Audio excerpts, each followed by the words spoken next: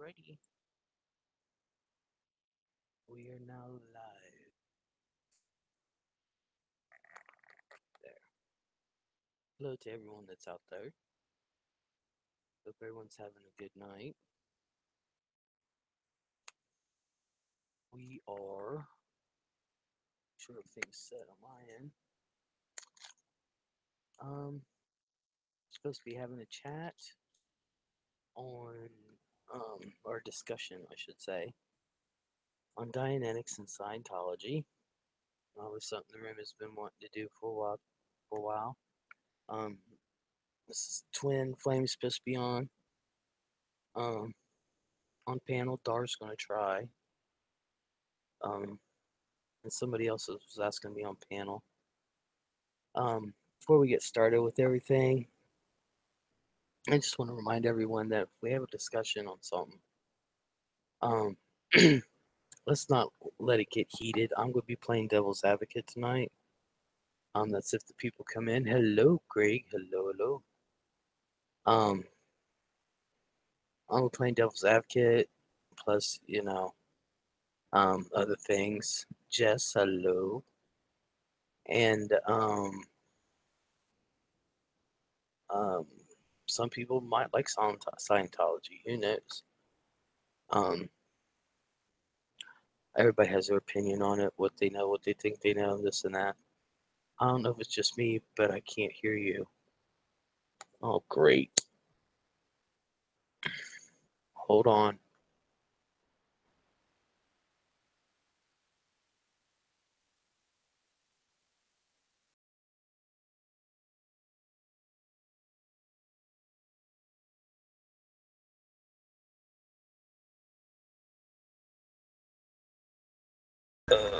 Oh, great. Well, yeah, I don't have my thing plugged in.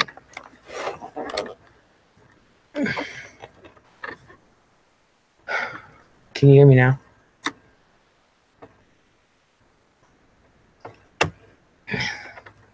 Hello, Vincent Priceless. Hear me? You guys, can you hear me? That's good. All right. Awesome. So, yeah, Twin's got to be able to hear because she's supposed to be on panel. Awesome. I was busy baking and cleaning, y'all. That's why I'm on late. So, the peeps have got brownies for tomorrow. Then I've got to go to the store. What's today? Yeah, I've got to go to the store and I got to go get a shitload of stuff to make cookies. I'll be doing that, or at least making videos, if not doing it live. Yeah, I tried replacing with my headphones. It didn't work. You can't hear me?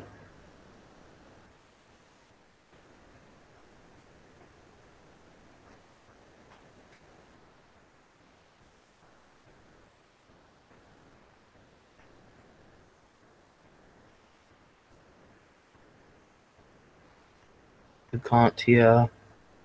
Aw, Twin. How are we supposed to have a panel discussion? Yes, I can. I just have to use his. Are you able to? You want to try to get on panel? This is the earliest I've been in a long time since Vincent.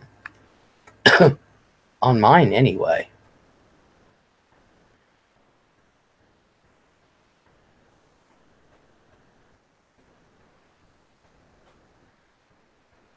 Okay. There's about a 20-second delay between me and the chat room. Hello, Lisa. Yeah, RIP. And good grandpa. Yeah. There's somebody on my Facebook that I think comes in my chat. Can't remember the name, though. And I don't recognize the person.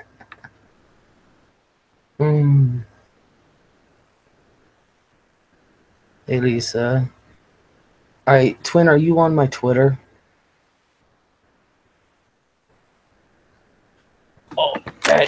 in a bad area. Oh.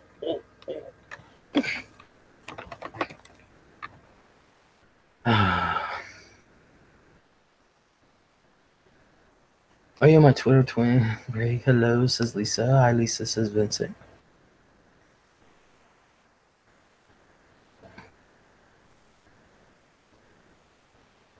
Twitter and Facebook. Alright, it's easier from Twitter.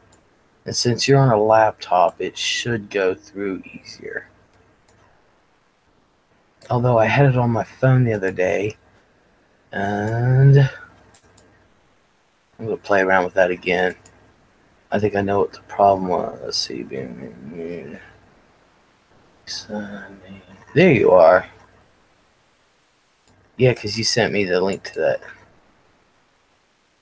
one place. Okay. Alright, twin. Sent it to you. I don't know why, but AGP passing has really upset me. It's upset a lot of people. Lusty, hello.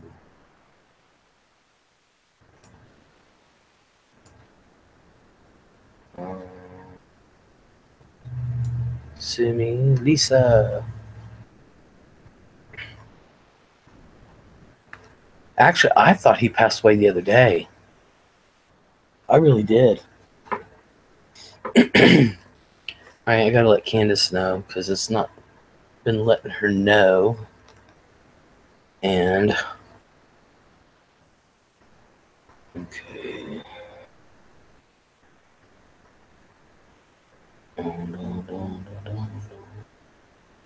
He did 3 days ago. Yeah, that's what I thought.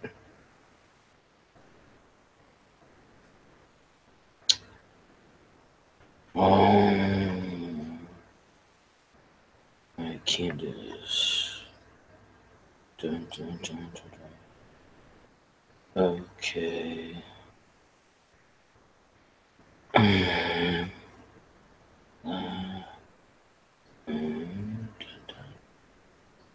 She might not come in. She's been in a funk. I talked to her earlier, well, last night and earlier today. Lynn Pearson, hello. Sorry, just walked in. Angry Grandpa. Lynn. Hi, Lisa and Les, by the way. Hello. Sorry to hear, said Lynn. Angry Grandpa has been on YouTube for 10 years. Sumi said, did they not make a huge announcement of sorts at all? I know it's on my Facebook, but I think somebody sent it to me. It's so cold tonight, I got blue balls. Oh.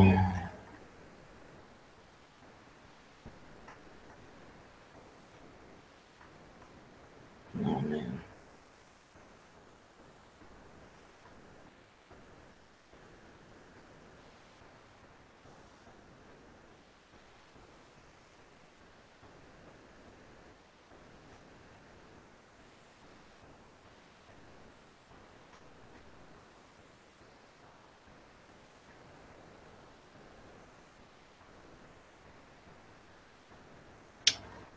Oh, it's a shame.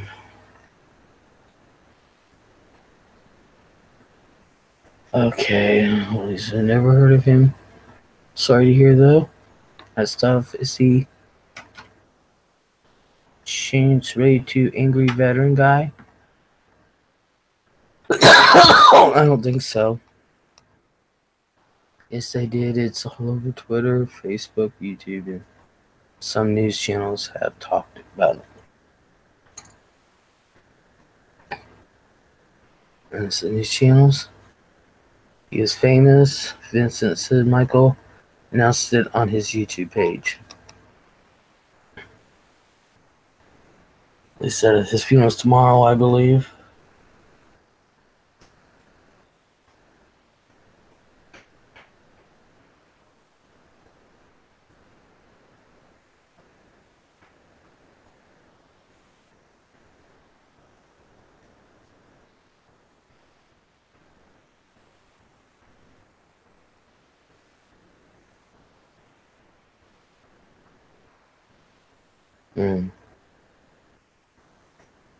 Okay.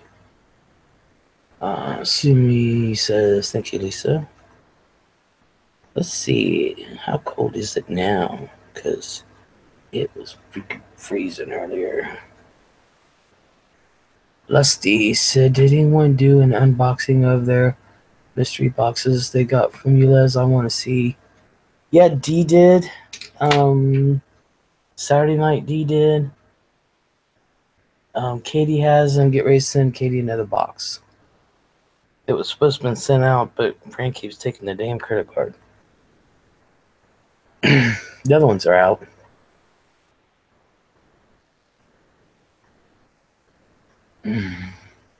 These fans have shut down the server for the funeral parlors page from writing on it and going there so much. Oh.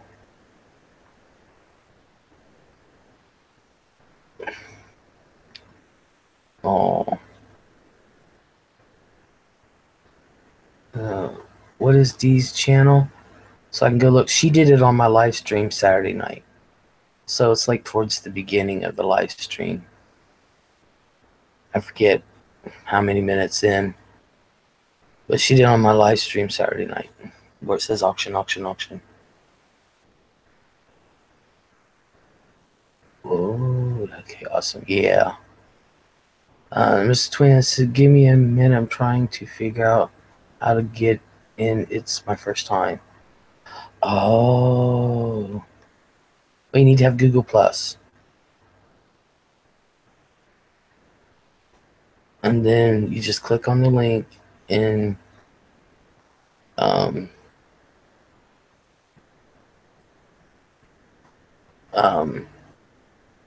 Lisa will be right back.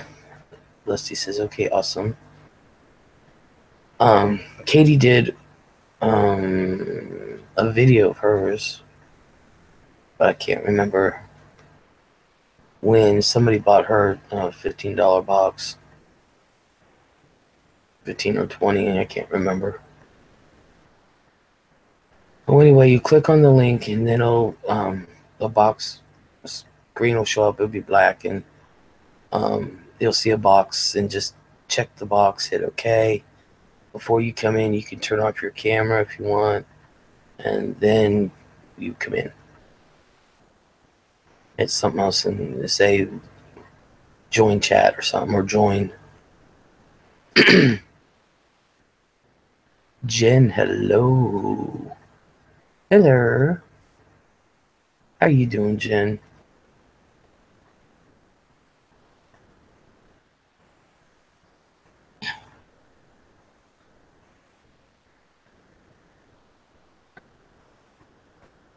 Dr. Fur to Fur. Church of Les. Yeah, right. I'm going to start. That was so funny when I started having my home Bible studies. It said it's a cult. I said, how the fuck's it a cult? Come goes you please. Jen's good. She's working. I said, oh yeah, please. It's a cult. Yeah, everybody, please go home. Get out of my house. Here, I'm going to feed you all. Please, just read your Bibles. Go out into the world. Leave me alone. Yeah, some cult. Hello, Liberty. How are you?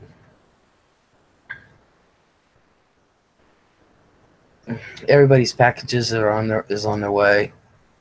Jess is on. Liberty's on the way. Uber's on her way. Rebecca Fox's is on her way. I think Jess like what she's getting. Another sick week for me. Unfortunately, I hope I don't have strep again. Cameron's sick. They just said he had a severe sore throat. And I'm like, you better do a fucking culture. Because the kid can't breathe through his fucking nose.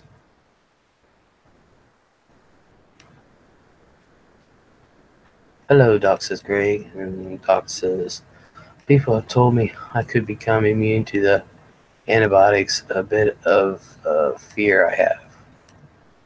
Oh, well, it just depends. Doing good? How you doing? I'm doing good. I ain't complaining. I was doing some baking, cleaning. Rick says, I hope you feel better, Doc.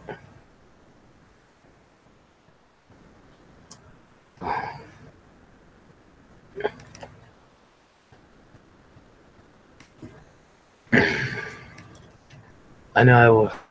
Les, can't wait. I'll be honest with you, Jess. I really don't know what's in it.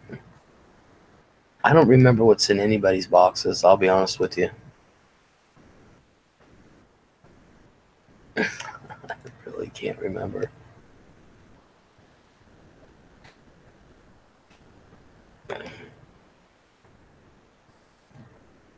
Oh crap! I hate this.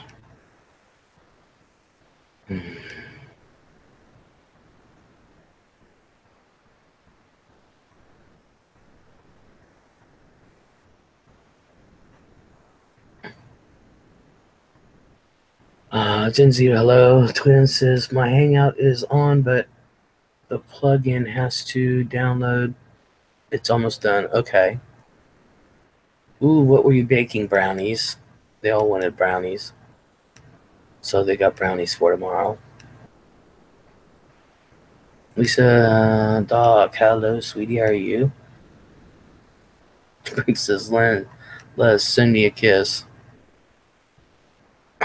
before my. You know how long it's been since I kissed a guy?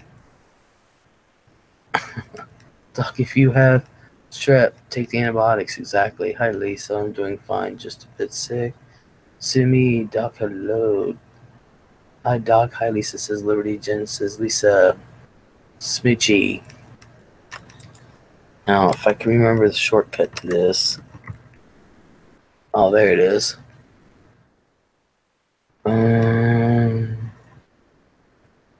There you go, Greg. Enjoy it.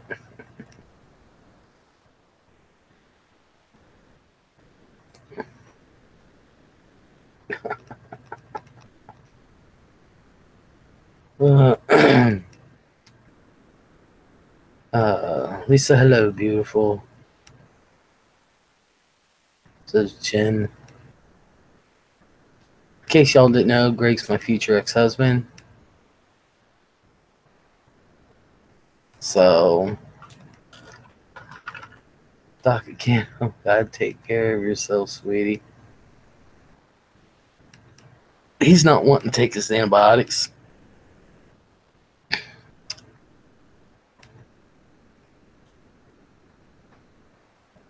Afraid he'll become immune. Les, I'm jealous. I want to smooch. Really, Jen?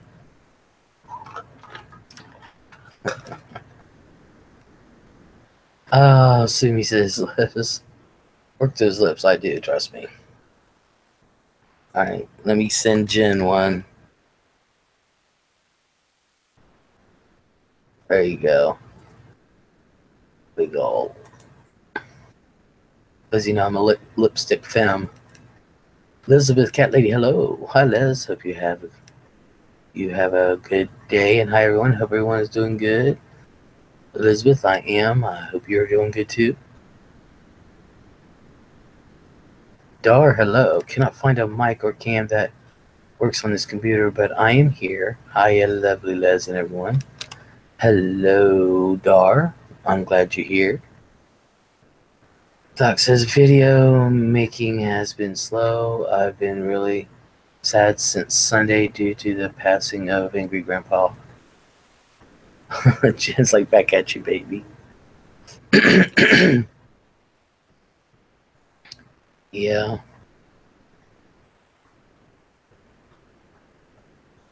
Well, I didn't know him.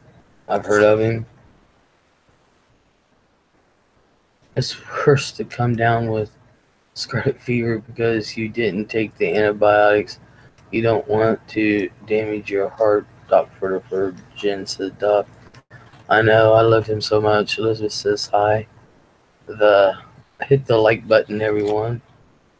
Yes, smash that like button, smash. Doc says, okay, I guess that's the best I'm going to get. That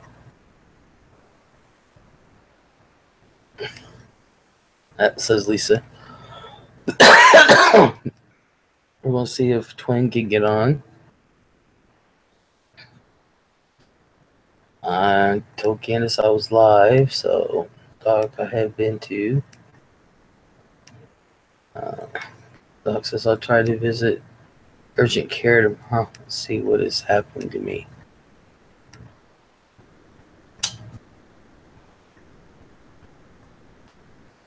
Cameron's staying at a friend's house. That's the last thing I need is get sick, y'all.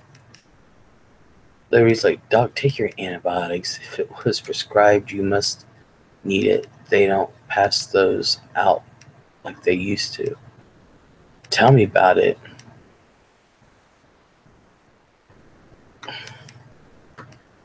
They're willing to throw Vicodin at me left and right, but to get a fucking antibiotic.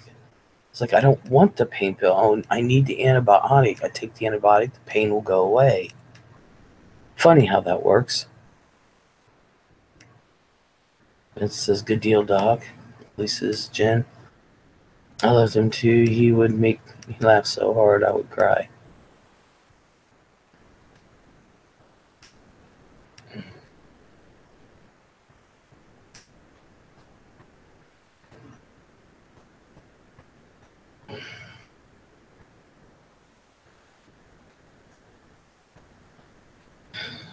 Okay. We're going to give a few more minutes and then we'll just start describing what it is and everything. He was a really wonderful man. His passing crushed me really hard.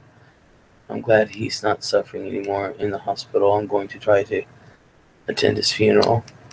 Oh, Doc. So Sumi says they feed our meat antibiotics, act and claim we are the ones abusing them, not taking them properly. Shame. Yeah, tell me about it. Sabrina, well, hell, I'm up. How you doing, Sabrina? Saw your little comment that you wrote. And you can get a surprise film package at any time.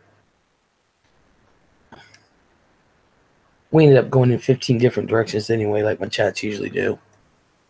That'd be nice if you could go, Doc Furtifer.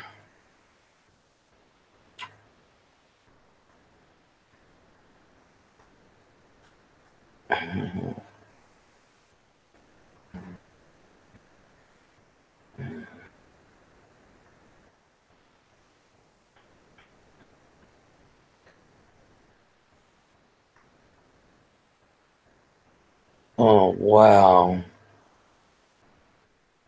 I'm so...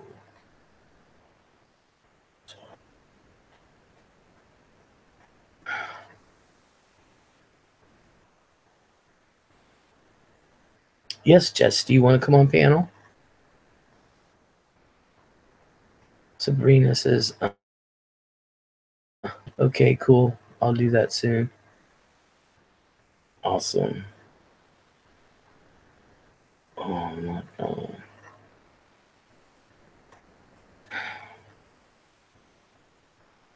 Man, I feel sorry for this person.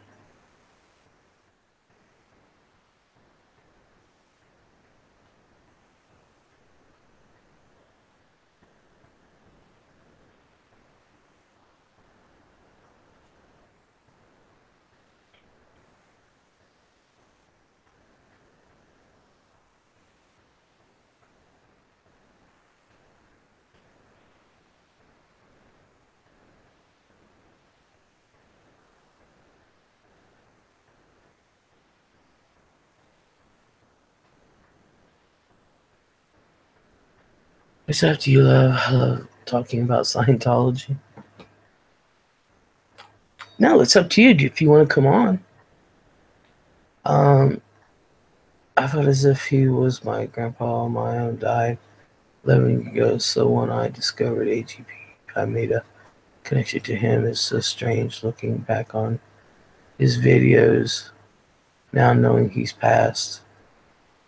Doc, that would be awesome. The family is expecting a lot of his fans to come. That's why they posted it on Facebook and Twitter.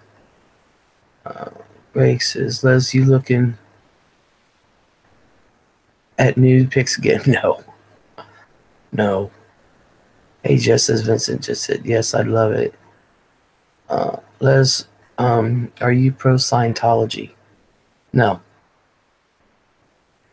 I'm just going to play devil's advocate, but no.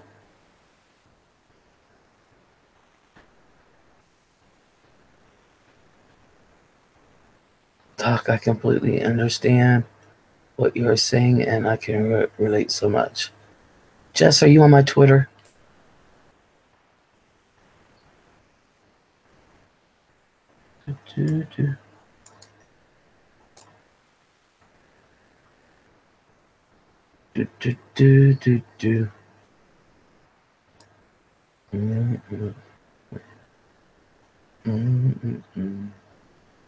I'm looking for Jess.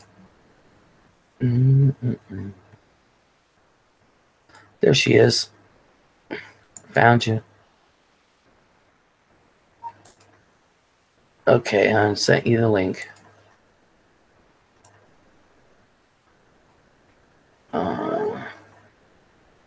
Yeah, we must. I found you.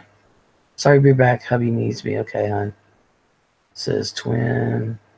I just wish I had the chance to meet him in real life. I was going to send him some drawings I did of him, but I seem to have missed out. Perhaps I'll just send them to Michael.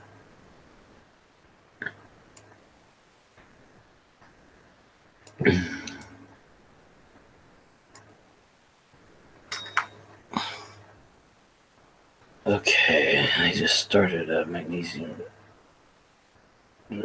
Checking her labs.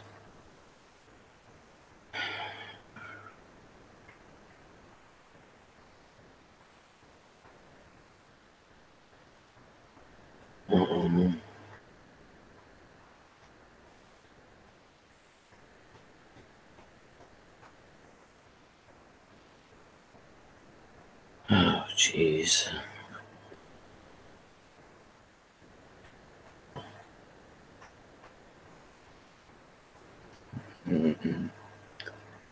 Little Northern Chickie, Les flowers on Jess screen and runs away. Oh, Northern Chickie. Doc Furfur, I think Michael would love them. Killa, hello. Just got my driving learner's permit. Well, how old are you, Killa? Twin, what is your name on Hangout? May get in easier that way. I think it's the Les. Jess, are you there? Can't hear you, Jess. Or is it just me?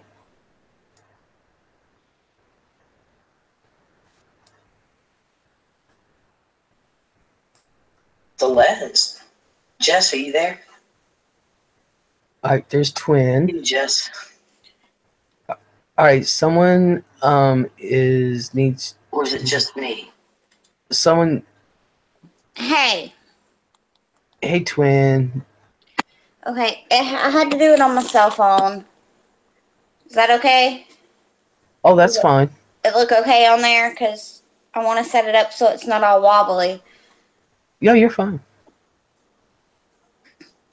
You're fine. Killer's 18, okay, just making sure. Lisa says, no, Chicky, how you doing, hon? Jen says, Doc.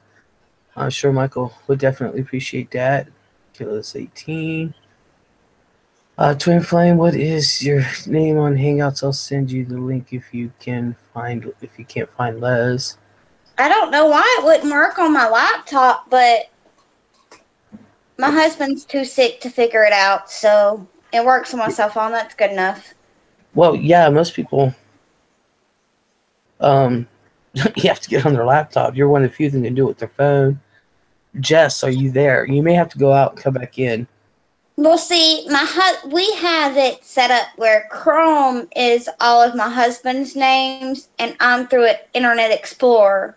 so that Oh. we can, and I think that may be the problem because we both have our own things, like his gaming stuff's through Chrome, so I chose the Internet Explorer. Mm. It works for most things, but I may have to swap a few things over. That's okay. Well, hey, at least you got on. It worked fine through my cell phone. Yeah, you're the only one. Killa says I'm a dropout for certain reasons, so I was only able to get my permit today. Well, congratulations. Um, Larissa, good for you, Killa. Driving brings you a lot of freedom. Says I'm a dropout No. Certain. Hold on, sorry. Reasons, so I was only able to get okay. My permit today. Well, congratulations. Someone's got to. I had to mute it. Sorry. Okay, I was gonna say someone's got to mute something. Jess, are you there? Jess is like, give me a sec. I don't know how to work this mic. Okay. Lisa says, Northern Chickie, I'm good. How are you? Killa says, let's see. I can't stay. Sadly, got to get up super early. Ooh. Doc says, my plan is to give them to Michael in person. Should I be able to go? If not, I'll just make the videos and then mail it to their P.O. box with a letter. Northern Chickie says, good, doing good. Thank you. Killa says, just came in to say hey and good luck with your stream. Thank you, Killa. Thank you, thank you. And to drop a like. Thank you. Hit that like button, y'all. Smash. Holly, hello. Congrats again, Killa. Lisa says, no, Chicky, that's good to hear. Gil says, thanks, Lil. Hey, Holly says, Chicky. Holly says, hey, Lil. Campbell's wife, hello. Okay, Jess is really wanting in on this panel tonight, Twin, because she loves talking about Scientology. Yeah, I was wondering if she was going to be in. Well, she can't seem to get the mic working. We're going to see. I just had to take my headphones and all out and use it that way. Yeah. Y'all Hulk smash that like button. Hulk smash! Hulk smash! Oh, yeah, I don't think y'all realized that you had a little southern accent. I've talked to her on the phone, so I already knew. Yeah, I'm from Bama, so I got a very southern accent. We won't hold that against you. Just kidding. Half my family's got it. Bad, especially on my dad's side, is bad. Well, I don't know. My mom's side, too. Actually, mine's not as bad as most of my family because I did live like 4 years up in Indiana, so it's a little bit mixed. Yeah, my parents have lived up here for over 50 years, so, well, wait a minute, 50 years. No, not even that long. How old am I? 49 for about 48, 47 years. They kind of lost most of it. Got my husband to come in to help. Okay, can you hear me? Yeah, we can hear you, Jess. Yay, awesome. Okay, thank you, babe. Thank you, baby. Les said thank you, babe. Thank you, baby. I woke him up sleeping. You need to go lay somewhere. Sorry. Did you just throw your cat? Tossed it. My Uncle Greg used to take my grandma's cat and roll it like a bowling ball, and the stupid cat kept coming back. I had to like toss him across the room or he will, well, he's coming back, so. Well, most cats do that, and you just flop them on the floor. Okay, where's Baja at? She likes this topic. Yeah, I don't know where Baja's at. Jared, hello. Lisa, Jared's here. I'm good, Lisa. Doing much better finally. Hi, Liz and Greg. How you doing, Jared? I don't hear the accent because I lived in Arkansas for so long before last year. Isn't that weird? Thank you, Jess. Pickle Man. Okay, sorry, I had to pull up YouTube to see the chat. Oh, okay. Yeah. Is Cameron better now? I don't know. Yeah, I haven't seen him. They always land on their feet. Yeah, that's true. They always land on their feet. Not always. Yeah. I have a cat who has been deemed mentally I don't remember how they put it, but she's retarded and she cannot land on her feet. Oh. So. Yeah, I just think some cats are just. I mean, just like my grandma's always had Persian cats, always since forever. And Mom said even before I was even born, she always had these Persian cats, and some of them are just so weird. I like the one with Snowball because he was white, and that's the one that liked being rolled like a bowling ball. It's By the just. way, ignore what's behind me. All that is my mother-in-law's stuff. I hadn't got to take it to where she lives in North Carolina, so my office room is a little bit of a mess. Okay. Ooh, Killa's got to go. It's 12:30, and Killa's got to be up at 3. Well, you have a good night, Killa. Thank you for coming in, hon. Thank you, thank you. Yeah, I don't know where Baja's at. She does like this topic, too.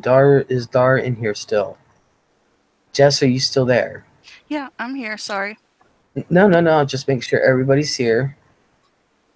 My son had a cat that would run through the house and hit headfirst into the washing machine. Says Northern Chickie. Oh, my God.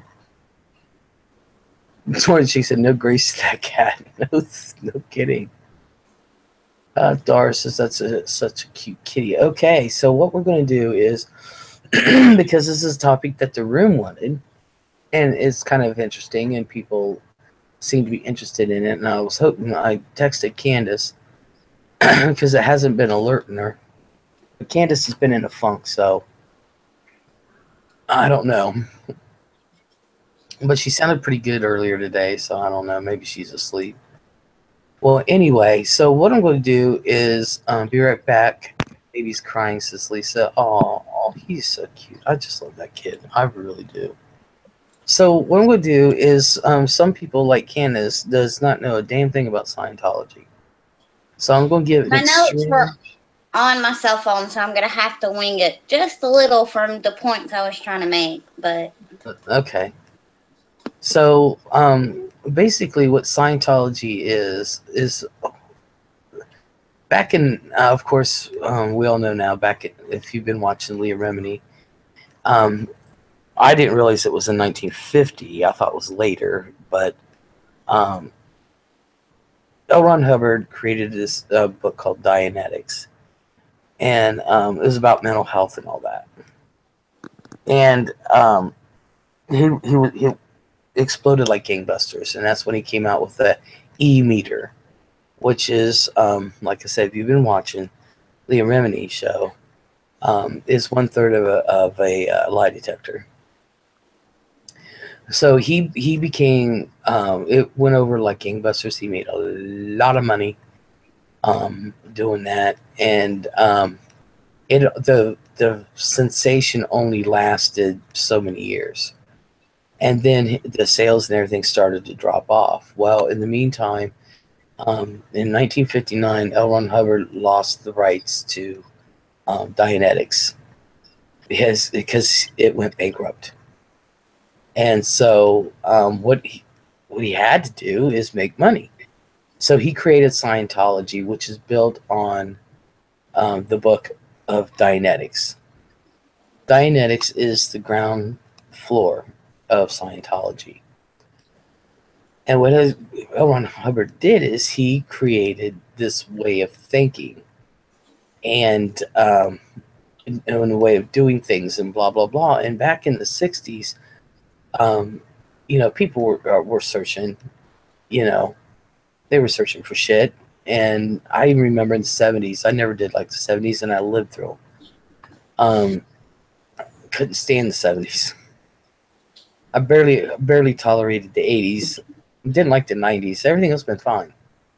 But anyway, so he created the Scientology, and all it was a money making machine. Although while Ron was alive, it wasn't like it is today, and it certainly wasn't back in the 60s and 70s like it is today. And so, and I hate to admit it, my mom was one of the ones I remember her having the Dianetics book when I was a kid. And then I remember when the commercials came out for the Dianetics with the volcano and everything, and Mom got, I don't know if she couldn't find her other copy or if it was just that old. I remember seeing it. I was a teenager when that came out, and she bought it again, and she was talking about it. I didn't listen, but anyway. So it's certainly after L. Ron Hubbard died in, what year did he die? 80. Did he? What, 80 something? I want to say it was 89 He died or somewhere around there. yeah. because it was after I was born in 87. I know it was a year or two after I was born. Okay. I keep getting hit, believe it or not, the deaths of him and Ray Kroc. I think Ray Kroc died in 86 or 85, something like that. I keep getting that confused. Well, anyway, after he died, things, for a few years after, things started to change, and it's not as it was back then. What's with everyone not liking the 90s? Oh, it's my second favorite decade. Greg says, I saw that on TV back in the 70s. Vice President, he was a huge sci-fi fan and wrote based Scientology on that and self-help. Talk to y'all later. Okay, Sue. You have a good night. Thank you for coming in. Night, Sumi. I actually read that he's the most published author in history, I think, right? Yeah, he's got over 500 works. I forget how many million words, but he did that making a living in the 40s. Or even the 30s or something. Those sci-fi pamphlets, and that's how he made some of his money. The magazine. Yeah, so, but basically what Scientology is, and this is just a super extreme overview of Scientology, which was based on Dianetics.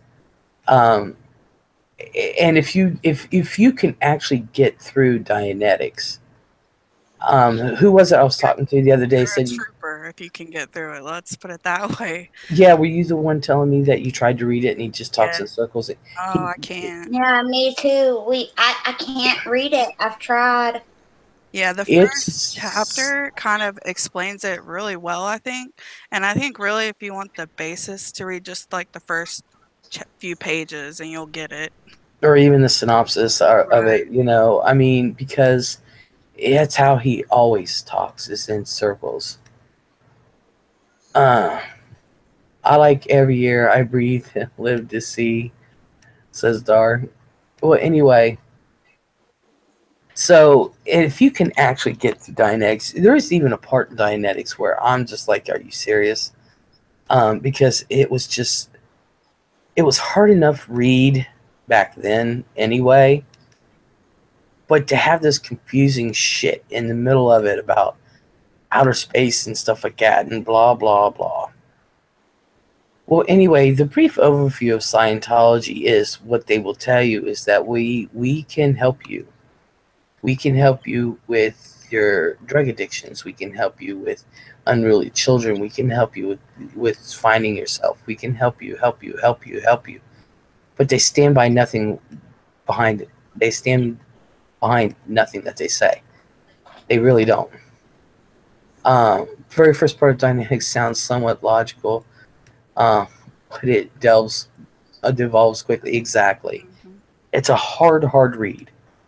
But that's why I suggested at least trying to read it so you'll understand the mind of L. Ron Hubbard. Scientology, if you really look at it, is the mind of L. Ron Hubbard. And the whole thing is, he says that it will take away all of your pain, physical pain, emotional pain, any kind of pain that you have. And I think that's what draws a lot of people in. Yeah. Now, like I said, today's Scientology is not like it was when L. Ron Hubbard was running it. It's not. No, and I think that's my problem is when he was running it, he, even though it was kind of, he still talked in circles, he had a basis to it. And now it's just, it's more like a cult than a religion. Oh, it always was a cult. It always was. Ron has always spoke of it at like it was called. And I'll get to being a pro Scientology in a minute. It was always a cult. The base, not allowed to leave and stuff like that, and blah blah blah. That is still enacted today. They actually do what L. Ron Hubbard, to the word, what L. Ron Hubbard has said and written. To this day, they actually do. The thing of it is, L. Ron Hubbard didn't beat people up. L. Ron Hubbard didn't go and actually, I mean, he said anybody who's a suppressive person is fair game. You can do whatever you want to them. There ain't nothing going to happen to you. But David Miscavige is beyond that. He has went one step beyond.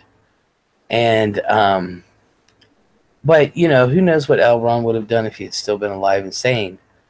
So, but the point I want to make here is that we have to establish, first of all, what a cult is. It was a cult from the get-go. He even started the prison-like Sea Org. Exactly. It was always a cult. Always. But we have to decide what a cult is. And basically, a cult. I think it was Liberty or somebody. I'm not going to say any names. Somebody said before that all religions are a cult. But this isn't a religion. Although it has a 501c3 status, it's really not. They got it by threatening the government, which the IRS department was a bunch of pussies, if you ask me. But anywho, so what is it that you ladies want to say about Scientology? What was your first, when you first heard about and learned about Scientology? When was that? Oh, with me, I heard about it and I've tried researching it for at least 5 years now. I know that I've tried a few times, and that's at least that I can remember. But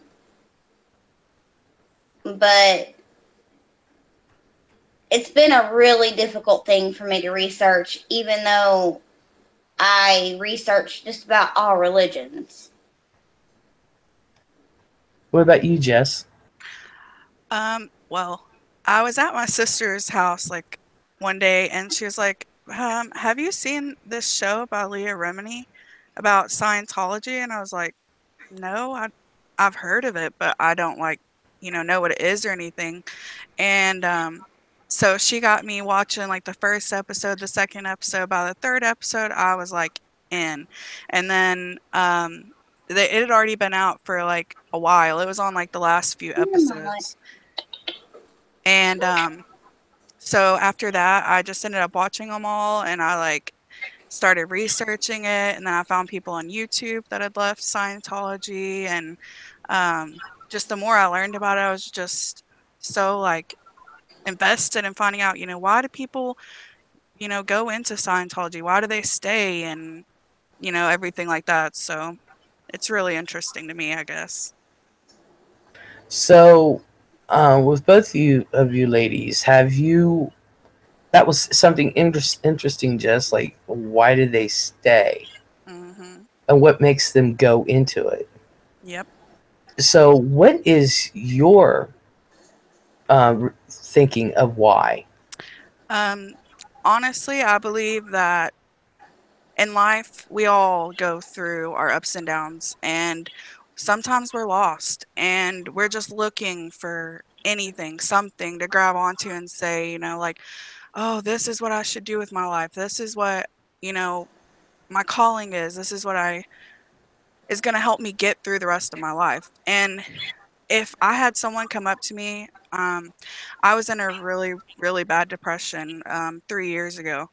And if someone would have come up to me during that time and told me, you know, we have the answer, we have a way to take away all your pain, all of your suffering, all of your memories, you can, you know, let go of them. You just need this therapy, you know, Dianetics, that's all you need. I was in such a bad mental state at that time. I honestly feel like I probably would have believed them. I would have gotten interested in it and gotten involved, and I can see why people get into it. I mean, these people are probably moving to LA or a big city. They are trying to, you know, do big things in their life. They feel like nothing's working, nothing's going their way. They feel like they're lonely, they have no one, and someone's there saying, "Look, we have the answers. We have all these people that can help you," and they get sucked into it. What's your theory, twin? I mostly agree with her, but I think, I mean, you don't even have to be down. You can, they really sell it. They really sell to the best of the best. You can, if you have enough narcissism to you, you can sell anything to anyone. Mhm. And I think that is the main problem is they talk so much of a good talk and people don't know enough about it that it sounds so great that they're willing to give up anything. Like the one guy that I researched the most, his brother had just come out of a institution and he was, it may, I think it was bipolar, but he was really just looking for some other type of help for that, and it dragged him into it. I can see that definitely. And the sad So, part to me is, you know, is that it's not just people, the people that get sucked into it because of, you know, mental illness problems or, you know, whatever their reasoning for joining. And then, you know, they have kids that are born into it. And then those kids are, you know, that's all they know. They don't know any different. They think this is, you know, how everybody's life is in some, you know, in some way or another. And they can't leave. And when they want to, they have to leave everything they've ever known. And it's really sad. It's like being Amish, you know, you're basically shunned from your entire family and everything, and you have nothing. So, Exactly. I think that's what it definitely boils down to is you think that it's as easy as getting into any religion or domination, it's anything. You think it's as easy as, okay, if I choose not to believe in this, I choose that it's wrong for me, I can just leave. Well, once you start, it's not that easy to get out. And I don't think anybody realizes that when they even give Scientology a chance. Vincent Priceless says, if you have a good sense of self, you know when you're being bullshitted. Exactly. Stephanie Brown, hello. Been busy, Les, but I have missed your streams. Wonder where you've been, hon. Hello, Lauren. Um, so where's Dar? So I agree with so much for playing devil's advocate. I agree with Vincent. Once you're in the end, they blackmail you. That's why it's difficult to leave. yep. Lisa Lauren, hello, my sexy thing. Exactly. Well, The the one thing, guy that I followed, he was like higher up, and when he was like second or third in command for security, and when he realized he had got himself in way too far, they put him in prison. And he did escape, but they brought him back. Yep. Yeah, the reinforcement camps. So, all right. So, what makes all right? I'm with Vincent. I do. You know, we each are. We're not in these people's positions that join, so I can't speak for them. I can just only listen to their stories, and you know, some are extremely educated and stuff like that. Why anyone would want to go into Sea Org, I don't know, but hey, they consider it a privilege.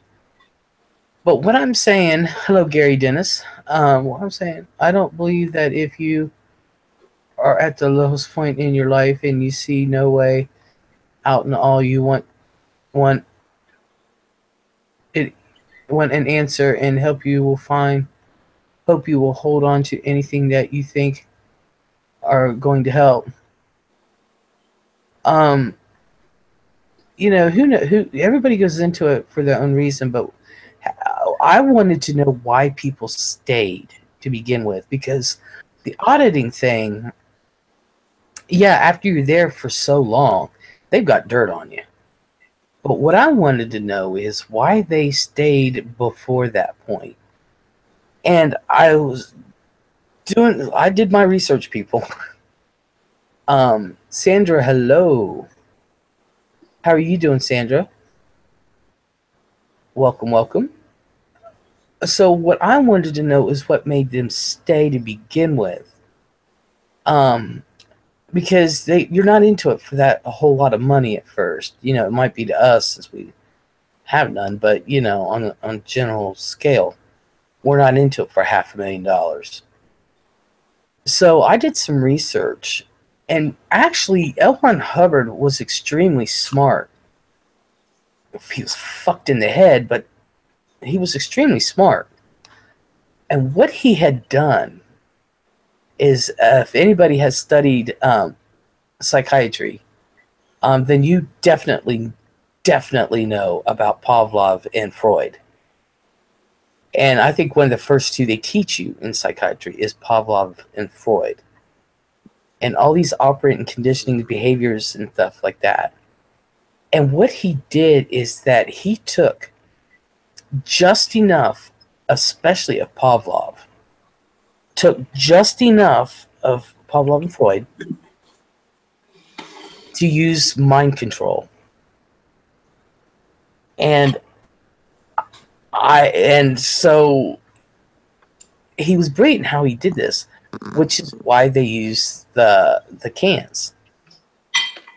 And it's the conditioned behavior, the operant behavior, the things that from the beginning he is conditioning you the whole entire time to totally believe the bullshit he's spewing the whole entire time. And I was sitting there thinking, that's what it's like the dog in the bell, with the dog saliva in the bell. Every time with Pavlov is that you ring the bell, you fed the dog. You ring the bell, you fed the dog. Pretty soon you could just ring the bell, the dog would just start to salivate because he expects to be fed. It's a conditioned behavior. It's the same thing. It's the same process. And that's one of the things. The most dangerous people are highly intelligent but mentally ill. Exactly. Education or being educated has nothing to do uh, with it. The smartest people in the world can be the easiest to convince. Oh yeah, I agree. That's what I'm saying. Yes. He was absolutely brilliant in how he did it. You know, and because it is interesting and people always want to learn how to improve themselves, I would think. Says Dar.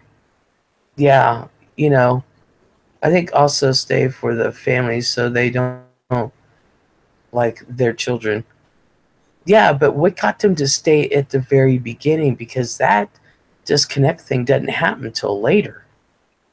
Well, you know, one You thing know, is you when kind you're of have to first, give all your money up when you join. So, monetary is kind of one of the starting reasons, and then he gets in your head, or they get in your head, and I think that's kind of the starting point. well, yeah, because you know, well, at first it's not that expensive. Maybe $75 a course or this and that, blah blah blah. It's when you start on these, not the OTs or anything like that, um, not even the bridge. It's when you start getting higher up in your training to be able to be on the bridge. Well, I The think a most lot of people that I saw said that the beginning of Scientology is actually really helpful. Even when they've left, they've always said the beginning of Scientology works. They do believe it helped them and they do believe in it, but they don't believe in, the rest of the bridge that they come up with later just to basically keep getting your money and keep you invested in it. But exactly. That's why I said it's that behavior. He took just enough of Freud and Pavlov to start brainwashing you at the beginning.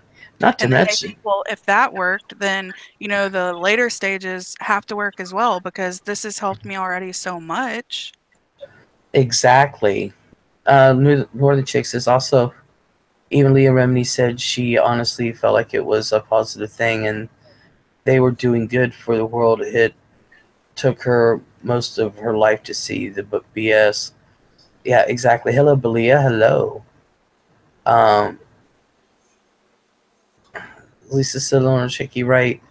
I think it was the new head of Scientology that made her change her feeling about it. I know that's why Mark, the guy that does the show with her, left, was because he put his hands on him. Yeah, because it promises you so much in so many fields, and either they are looking for answers or more knowledge, but just like the net, it can take over. Well, exactly. Um, Justine, she was born in Scientology.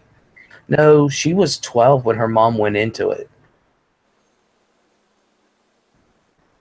Yes, you're driving me. Uh, yeah, they turned on her because she asked where the wife was. She also said she was scared to leave earlier because of her family. Exactly. Billy says, I tried it once, Scientology, out of New Haven, Connecticut, and they wanted money for the program all the time. I was not working, and so I basically said, I am all set, but yet they would call my parents' house a phone. Oh, geez. That's what they said. They're worse than like telemarketers. They have nothing. Like you'll leave or not be interested and they'll call you like 40 times a day. They'll send mail to you Mm-hmm. constantly. Like you can't, even when you do leave, you can't get away from it because they're always on you. Yeah. I found the word clearing stuff they teach you in the beginning useful. Dar says, be right back. Belia says this was in the early 90s. Wow, Belia. You know Justine what? Scott said she was a kid, not born into it. Um, yeah, they sent me mail, says Belia. Vincent Price says, Little Northern, that's exactly right. David Miscavige doesn't want to be questioned by anyone. But to tell the truth, in the beginning stuff, I used to live in Seattle, and they found my address in Wisconsin, where they still send their literature. Oh my God. I find in the beginning, you're right. It is useful. I mean, no offense, but I wouldn't mind taking a sauna for 5 hours a day, clear them pores out. But even that can be dangerous. They've had people die from that because Yep. they're only fed vitamins and barely anything to drink, and they sweat that shit out. And it's for like But 2 weeks, right? 2 weeks straight. Every day yeah, you have hmm to exercise for an hour, I believe, before. hmm Then you have to take your vitamins, and then you stay in the sauna. They say 4 or 5 hours, but some people have said they've made them stay in for like 8, 10 hours because I'll be they're honest. not detoxified yet. Yeah, I'll be honest with you. The most I've ever spent in a sauna is an hour, and that was good enough for me. I know, it's like it's overwhelming. Like after so long, you start to feel like you can't breathe right. You start to feel like you're getting dizzy, and that just does Yeah, not sound like safe at all. no, but I do like a good sauna, especially with a lot of steam in there. I I really agree. do. I do. I used to go work out and then sauna, then the whirlpool, and then And it shower and go smells home. so good with the wet wood and oh my, well, you know what I mean, not like that. Oh my God. Shut up, Yeah. Chicky. Shut up. I already know you're gonna say something. Okay. So, Lisa says the things they have put that man Mike um, through. It is a shame he hasn't seen his kids in years. They put cameras up to watch him, even in a birdhouse in his neighbor's house. I know that's terrible. Lisa, Been is that surprised Mark they used. guy the It's same Mike. guy that was like second or third in command that they did a big show on? There's several that they done it on Mike. They done it on Marty Rathburn. They Marty's the one. He was the head of security. Do you believe he's really left? Because some Mar- people are saying that, like, other ex-Scientologists are saying that they're not quite sure that he's really left and that he's not like a Scientology spy. well, what it was is that he was harassed so much, him and his wife, and he tried to file a lawsuit and this and that, and he just finally gave up and said, "Okay, you know." Mm. But if you read his blogs and stuff, and the way he talks, there's just some things he will not say. But I don't think there's things he can say because he doesn't want the shit to start to get. I don't blame him. He finally just gave up. Set up the Scientology set up the Christmas Hollywood parade every year. Um, let's see, I saw saunas. Let's see what was said for that. Oh, they use common sense in the beginning to hook you. Yeah, if I can just Yep. do the beginning and leave, this is over here. Lisa says David Miscavige ruined everything L. Ron Hubbard did to for Scientology. He is part of the reason it has bad name, in my opinion. Well, that's true. Ron Hubbard disowned his son because he was gay. No, he didn't disown his son. He disowned Well, his daughter from his second wife. Mike doesn't was really high up in the chain. Mike was the head of public relations of Scientology International, and then he went to the Dave Miscavige combined all the outlets of Scientology into one, and then Mike was, head of PR for all of it. Um, but yeah, Quentin killed himself. He didn't disown him. Hubbard started the Sea Org and was extremely abusive when his second wife tried to leave with their daughter. He kidnapped the daughter and told his wife he butchered her and six shit. Yeah, and dropped pieces over in the river. His son that was gay ran off and then was found dead in Vegas of supposed suicide. He was found in his car and he died 2 weeks later. He tried to commit suicide. Dar said, but most humans cannot just read the beginning and move on. We are curious beings. Exactly. That's what a lot of them. yeah, they get in and then people are like, "Oh, just wait until you get to this level. It's gonna help you with so much. Wait till you get to this level." Like, they're being peer pressured into it. And I Yeah. honestly think that's another reason why they stay, because they say, "Well, this level didn't really help, but they said this one is amazing. So when I just get there and then I'll make my decision," and then it just keeps going and going. Yeah, and they prepay for the future courses, Hmm. so it's like you already wasted the money. Honestly, I don't even, I mean, I don't know how people afford it anyway. Like, I was watching Stephen Mango on YouTube, and he said that they would like ask you Hey, for Megan. like $1,000, $3,000, $5,000, um, and then sometimes up to $50,000. Like, that just blows my mind. Well, yeah. Well, they've said that they max out everything. They live if you're not in the Sea Org and you have a job and stuff like that, that they live well below their means.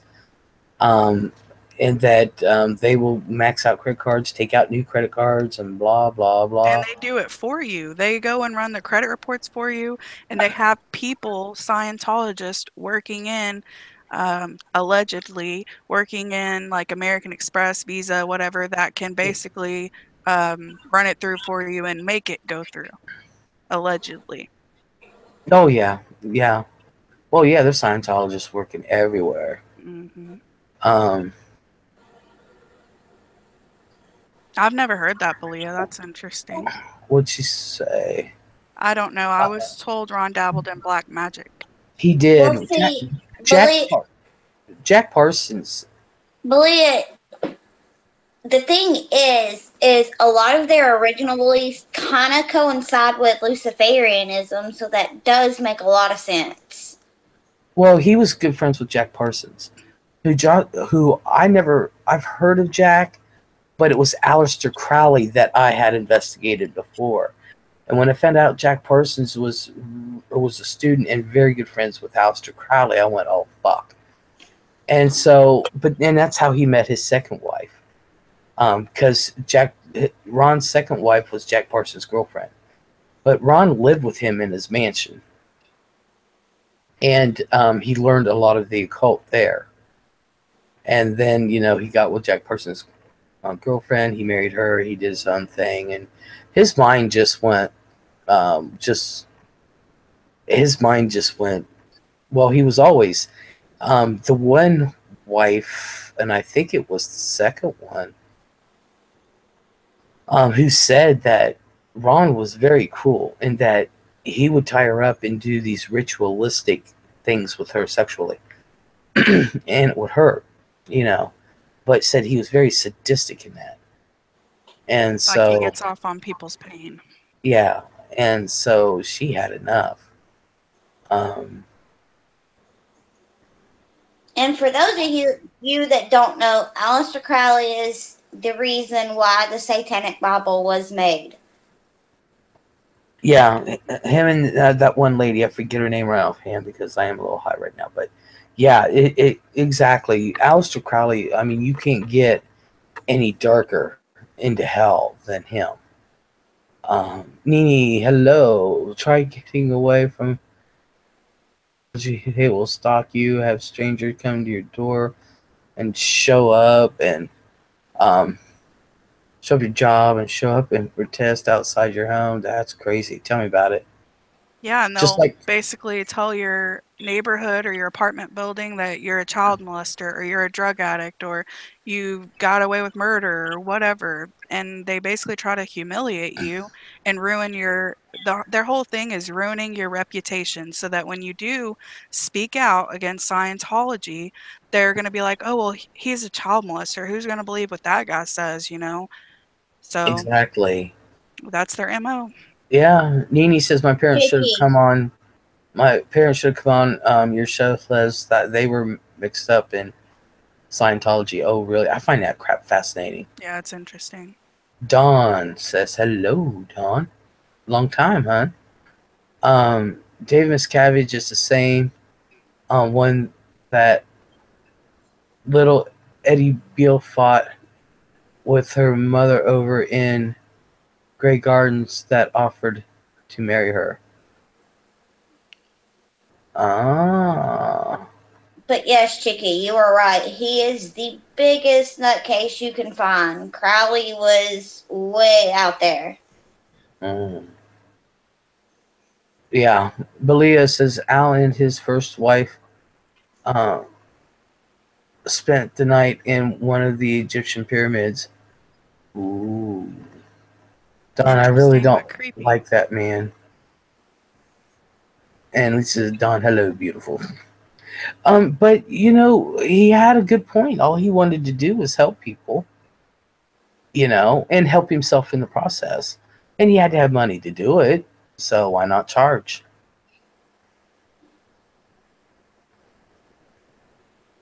You're right, Les. But at the same time, his thought process was just too far gone. What do you mean by too far gone? talking about Crowley. Like, Oh, I ain't talking about Crowley. I'm talking about L. Ron Hubbard. Oh, no. Hubbard, I think what he was trying to make happen, I think he had a good vibe to it. It just went a little further than he planned on it. Well, his first wife has said that he wanted a way to make an income that like he wanted to make a ton of money, and that's why he wrote the Dianetics book, and that's what she had said. So Oh yeah. And he said the only way to make money is to have a church. Oh So yeah. that I've the always government can't take it from you. hell. I've said that myself. Cal 420. He was a character witness for the Night Stalker, Richard Ramirez. Oh my God. Jimmy Page followed Al's teaching. Who's Al? Oh, Alistair? Well, yeah. Cat 420. Oh, by the way, hello. Hey, doll. And Vincent says, yeah, you're really believable as a devil's advocate. I'm trying. I really am trying. Wait a minute, Cat. Is that who I think it is, Cat 420? Cow. Yeah, Cal. Mm-hmm. Assuming. Cal 420. Is that K? But I think there's a lot with Scientology that if you really look into it, it's pulled in from a lot of other thought processes. Like you have Luciferianism, but he runs it in circles so you don't notice it's Luciferianism. And then you have reincarnation. He says he don't believe in reincarnation, but he believes in past lives and he believes in future lives. And then like it's still the same thing. He pulls in from so many different beliefs that he just yeah, I don't even know how to explain it. Like a religion of religions. Yeah. But Dar says, but he thought he was fine, would assume, and started off with good intentions, just didn't know he was not. Most crazies have no idea they are. You know what's funny for a guy? No, that's not K from Beanie. No, KB. KAY space capital B. She's the only one that ever said hi, doll.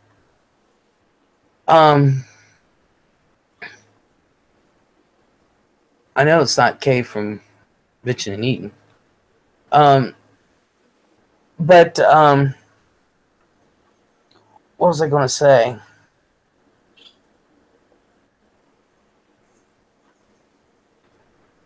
Oh my God, I can't believe. Oh. Yeah, well, for somebody who was against, and I think this is why he did it, because he was so against psychiatry, psychology, anything mental health. He was so against it because he asked for mental health even after he wrote Scientology. Even though he wrote all this shit for Scientology, and he was telling everybody, this is bad, bad. He still wrote to Navy asking for mental health. Now, I thought that was very interesting. I really do too, because when you look up the definition of science, that's kind of the point of science is, and so when you name what you believe in, Scientology, and then you denounce things to do with science, I don't know. It seems a little far-fetched to me. I think that he couldn't get the help he wanted, and so that kind of put his basis against getting any health treatments whatsoever, because it wasn't just psychology. No, you're allowed. No, you're allowed to go to the doctor. You are allowed to go to the doctor to a certain point. but you are allowed to go. But if you needed meds for like your epilepsy and stuff like that, forget it. Yeah, you're not allowed to take like even just a Tylenol or an allergy medicine, and if you do, then you have to go through the detox again because they think that the medicines do something to your mind. I cannot remember what the word they used was though. Well, well, like with epilepsy, you cannot take anything that will mess with your mind, and usually Neurontin and stuff like that. Any like what I take my gabapentin for it. You Well, know, shit, if it's Neurontin, I'm screwed. that would not be allowed. But you could take a Tylenol. No, not from what I saw from ex-Scientologist. See, Jess, that's what I They thought. said Like, they you couldn't couldn't even take take allergy anything like medicine. Well, that. all right. Let me clarify. After a certain time, because there was so many deaths because people were not even allowed to take the Tylenol or whatever. They conceded that you're allowed to receive medical help up to a certain point. After that, they had a clarification of what you could not do. You could not take anything that could mess with your mind. This was part of the thing with John Travolta's son Jet. He was actually autistic and he was not allowed to take anything for his mind. So when he was found passed away, they had to call it something else because can you imagine the reverberation he would have gotten from the Autism Society, the social groups about for autistic children, what he would have, the flashback he would have gotten, the flack, the hate, what he would have gotten if he said my son was autistic and he wasn't allowed to have his meds. See, Chiggy, that's what I was thinking. The doctor had to be a Scientologist. You could not go outside of Scientology to receive medical help. Exactly. Yeah, exactly. Yeah. But you can up to a certain point. They let this woman die of cancer with no medical attention. They're scumbags. That pain that woman had to go through her last days. Exactly. Exactly. I'm on gabapentin, and my son is autistic and epileptic. We'd be bad Scientologists, says Vincent Priceless. Yeah, I really am trying to be devil's advocate and trying to be pro Scientology, but I'm trying to keep this. It's saying what I really want to say about Scientology. So, but there has to be, and I've really tried to find it. There has to be good, some kind of good in all of this, and I have yet to find any, even from people who really are great Scientologists, within the Scientology community. They can't even pinpoint what the hell is truly good about it. All they give is generalizations. They can't give you bullet points. And also, if you think about it, we all know Tom Cruise, Kirstie Alley, John Travolta, Danny Masterson. Well, there's a ton of older ones. Anne Bancroft. There's a ton of older, famous people in Scientology. But have you noticed there's not any young ones coming around? Now, that could be Give It Up, Les, Vincent. Travolta had to admit in a Bohemian court that Jet was autistic. Thank God. I think the problem is because Scientology holds too much stuff secret for us to be able to speak on behalf of Scientology. We see all the negative. We're not allowed to see the positive. Look, I've got to pay for that. Look, honestly, I've tried. I have literally tried to find, and there's very few good advocates for Scientology, and but they all say the same thing, and there's not many that I can find. Well, and also too, it's because you're not allowed to be on the internet. I mean, you're not allowed to do anything like that because they don't want you to see any negatives or, right, just. right. And then there's people who has left Scientology who still believe in Scientology. They just don't like David Miscavige. Yep. Lisa's VP, I was going to say that about John. I love John. I wish he would leave that crap. He can't leave.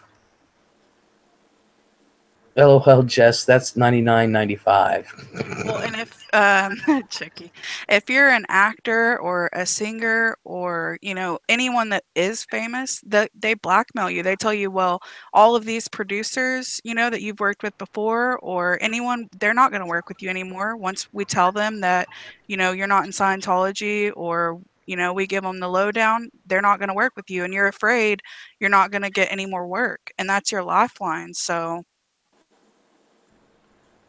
Yeah, there's a bunch of indie Scientologists on YouTube. Hello, Abelia. Let's see. I can think of is Vinny Barbarino from Welcome Back, Cotter. Lisa, he can't because they have too much on him in regards to his sexual orientation, allegedly. I've heard that. Oh, please. Oh, please. You know what? Everybody already knows he's gay. I mean, you've seen him kissing.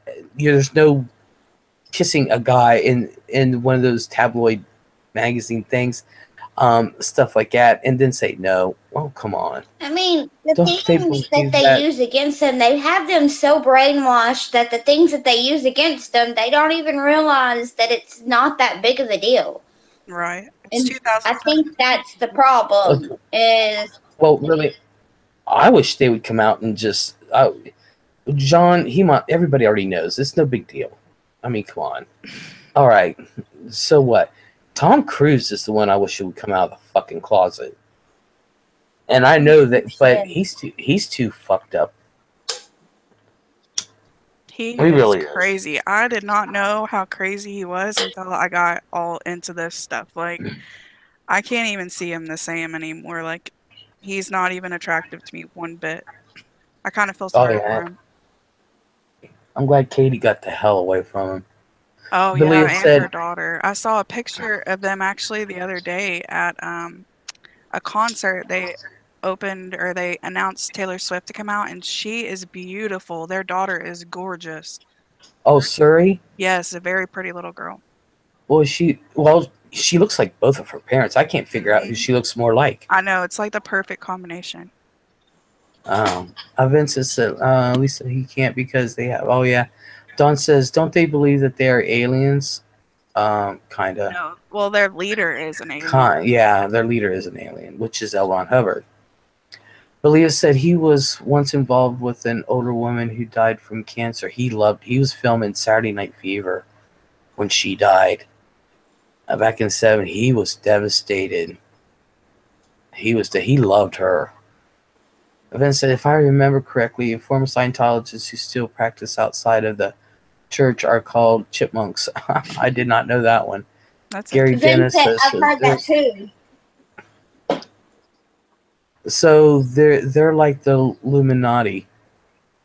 No. Illuminati's a whole other ball of wax. That's bullshit because Leah is doing just fine. Just saying, and who cares if he is gay? He is still hot as hell. Nobody cares that he is gay or bi. Same here. Who gives a shit? That is so bold thing. What does he do? Says what does who do, Holly?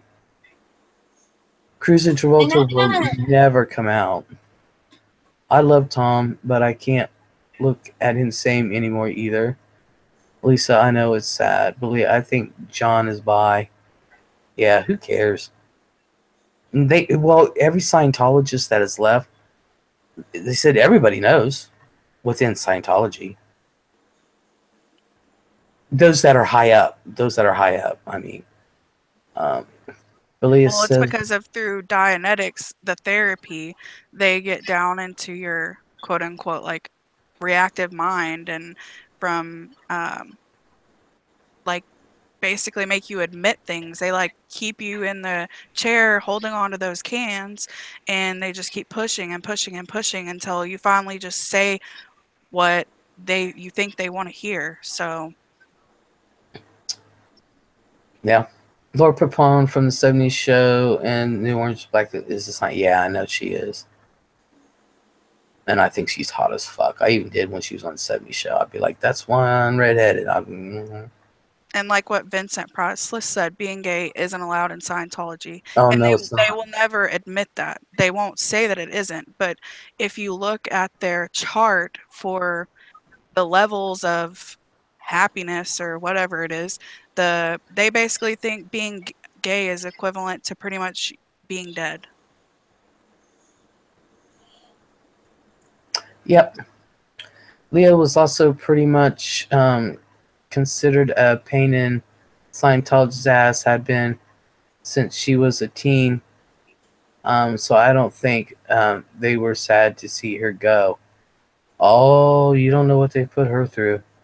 They put her through hell, but if you can think for yourself, Scientology don't want you. Oh. You have to be a sheep. And that's awesome, Belia. Vincent Priceless, being gay isn't allowed in any religion. You can in Episcopalian.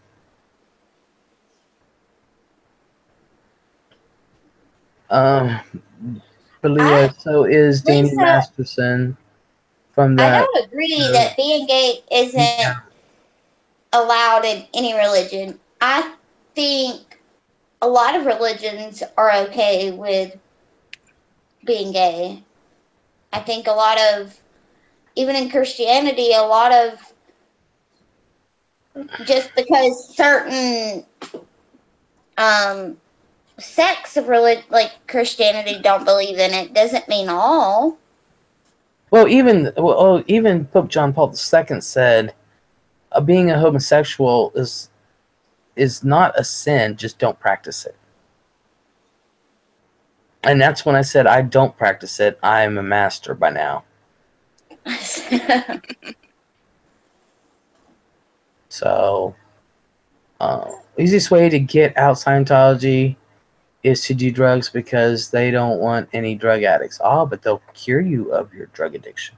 Sure will. But about $300,000. Mm-hmm. But if you dress up in a sailor uniform and go to a strip club and get a lap dance, they'll kick your ass out.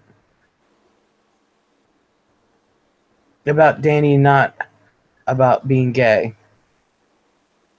Oh, Danny Masterson has been accused of rape by several women. You know what? And that's another thing. The men in Scientology, they cover for each other. And like what Chick's saying, I know what they put her through, but if you listen to her, you can tell she often pushed their buttons, and that pissed them off because she would say, well, I heard this, or I read an article, which you're not supposed to do. They don't want you seeing anything negative like that. And they'd say, well, don't you know that the person who wrote that is such and such? And, they got tired of her constantly questioning them. And I don't blame them, or I don't blame her. Well, she didn't question. She didn't question until she became an adult. Yeah. Mm-hmm. Holly says, "What did Tom Cruise do that's so bad? I don't know the story. I'll just follow his life, honey." Oh, you should just watch the interview. Watch. When did that happen, Les? Do you know the interview that he did where he jumped up on the couch and was like, "That was Oprah Winfrey." That's when he was first dating. What's her name? Katie, his wife, his now ex-wife. Katie Holmes, yeah. Yeah, that's when he was first dating her. The interview with Matt Lauer, just the interview that Scientology put out that he did. Okay. All of them. You can see it in his eyes. Like, just look at his eyes during that interview, and you're gonna be like, "Who is this person?" At least I know I did, I was just like, wow, he's got some crazy eyes, man. And I never noticed it before. Northern Chickie says, not according to Leah. She even said they will boot you for doing drugs. You're not worthy to be with them if you do. Well, drug users are above homosexuals, but they can cure that for about $400. Wickety Spit, hello, how are you? Welcome. John was alcoholic, so I guess that was fine. There's a different set for celebrities. Oh yeah, they the more money. See, I am friends with John Blythe Barrymore. Don't think he is a Scientologist. Any relation to Drew? I know, that's the only thing I think of when I hear Barrymore. Well, John Barrymore, you know, the grandfather. Wickety Spit, Tom Cruise is the highest paid actor, $800 million. When you have that much money, believe you could get away with anything. I listened to a recording between Cruise and Kidman. She said that he had physically abused her. He admitted it, but asked her to stay because it looked bad to have a bad relationship. He's fucked up sexually. He is fucked. Did you see the show? Speaking of Tom Cruise, another thing that's really interesting about him. How about when Tom went after Brooke when she went help for postpartum depression? Oh yeah. When they got him a girlfriend that was a Scientologist from another, I think it was Australia maybe, and Spain. That's what it was. Okay, and she was like devastated when like a month later they asked her to leave, and then she ended up like scrubbing the bathroom toilets in front of like all the people in the Scientology Celebrity Center and like she went from up all the way to down, all because she asked a question. Mm-hmm. All right, I'll be right back, y'all. My house is way too cold. Okay. Vincent Price says Mimi Rogers said they never consummated their marriage. Really? He was married to Mimi Rogers? I thought he just dated her. But maybe he was. Hi, Wiggity Splits. Nice to meet you too. I knew that him and Mimi dated. I know that the church didn't want John to do Pulp Fiction as they sent Mark to talk to him about, and well, we all know how that went. Yeah. Wiki's from California. Vincent said, yes, Mimi introduced him to Scientology. Yep. Yeah. I knew they dated. I didn't know they were married. But, yeah, so, no, the one he dated was the girl from Risky Business. Always forget her name. He dated a lot of people. And, you know, isn't it strange, though? He can't seem to keep anyone. Because that's Scientology. I think David Miscavige has a hard-on for Tom Cruise, and I think they're secret lovers. Oh, I could see it. Oh, I see it. And I see Tom as the bottom. I do. I really do. They're both short, nice bodies. Just seeing all the like the tapes of all Tom Cruise like accepting awards at Scientology and stuff, and how he just smiles so big when he sees David Miscavige, and David Miscavige just smiles so big, and they shake hands and pat each other on the back and hug, and I'm just like, oh my god. Yeah, just bend over. Here's some lube. Wickety, thank you. I'm Les. I'm the owner of this channel. And welcome. I always thought Tom was cool as Lestat. Well, yeah. I love that movie, Interview with the Vampire, but that Anne Rice said she would never work with him again. But what was I going to say? Yeah, there's a whole new set of rules for celebrities, and what is wrong is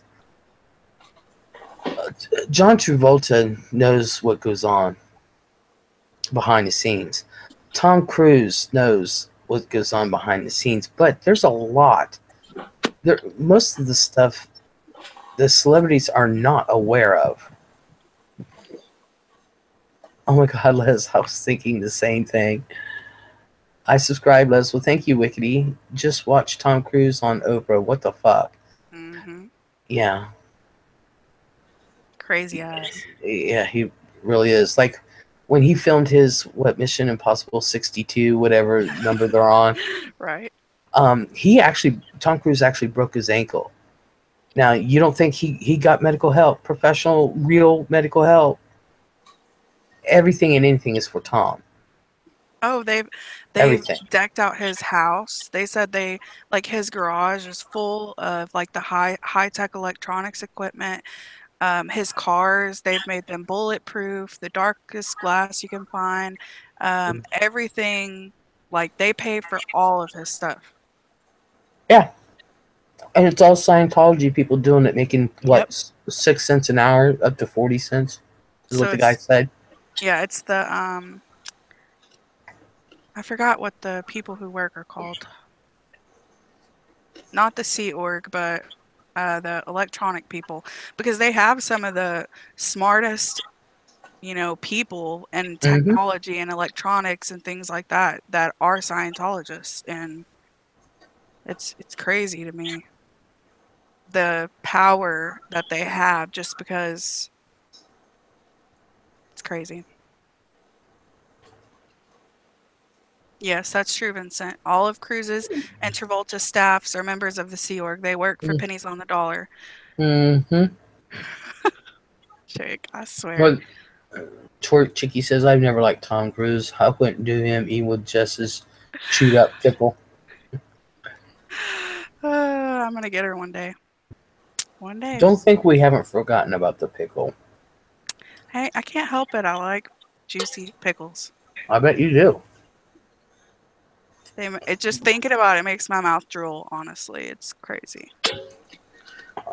Honestly, Jess, I would be eating a pickle right now if it wasn't for the fact that I left my pickles out for like a day and a half the other day and had to throw them out.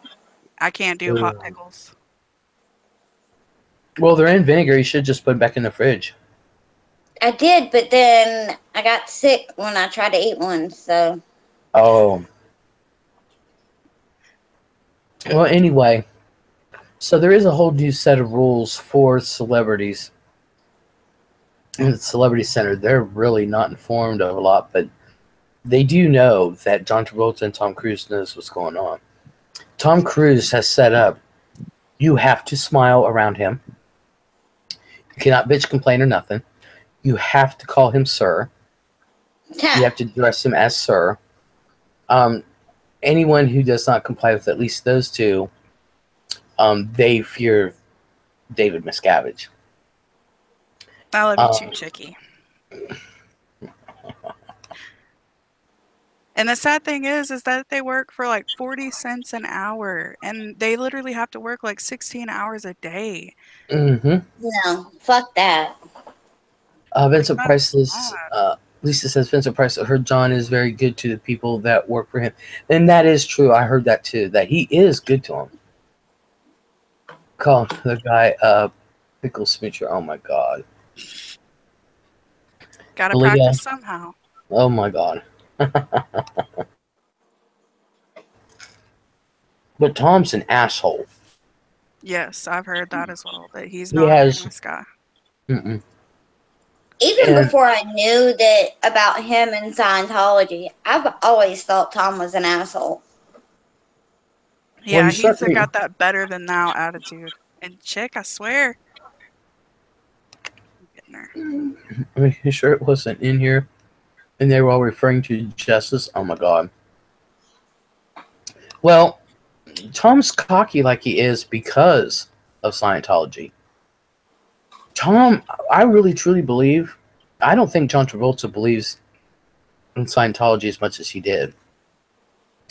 But I truly believe Tom truly does 100%.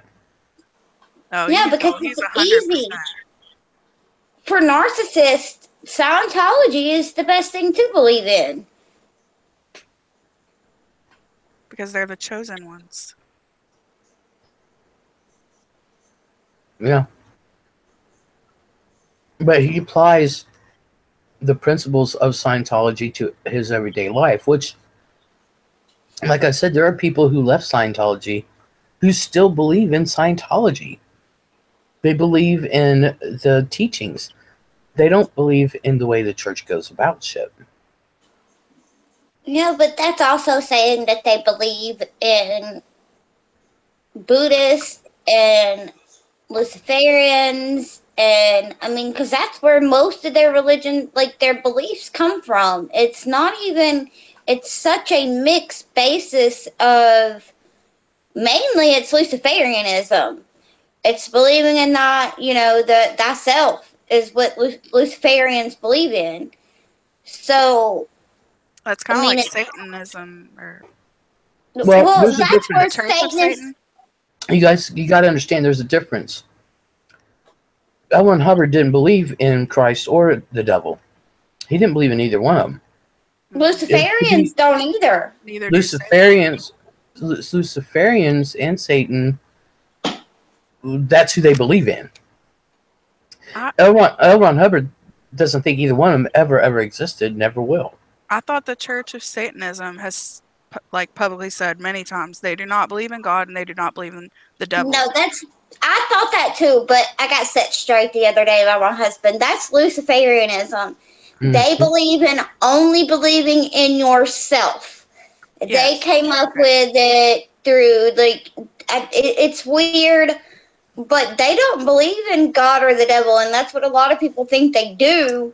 But the Church of Satan definitely does believe in God and Satan. Mm-hmm. It's just not the way that people think that. I mean, I knew one of them did, but I saw on Twitter the Church of Satan, and they honestly, I kind of like their beliefs, and so I kind of follow them, and they say over and over and over to people that we don't worship the devil. We are not devil worshippers. No. We don't believe in the devil. We don't believe in God. We believe in being good to ourselves first and then being good to other people. Now, you may actually be right. I may be wrong because we get into this argument all the time. But one of them, even though their name represents Satan, it's not necessarily that they believe in it. It's the fact of. Well, I don't want to get this 100% off the topic of what we're talking about. But L. Ron Hubbard didn't believe in either. He never, that kind of part of whatever religious thing, that does not even enter his mind. None whatsoever. None. But he does, of course, believe in the aliens. Hey, Pretty Pete. How you doing, honey?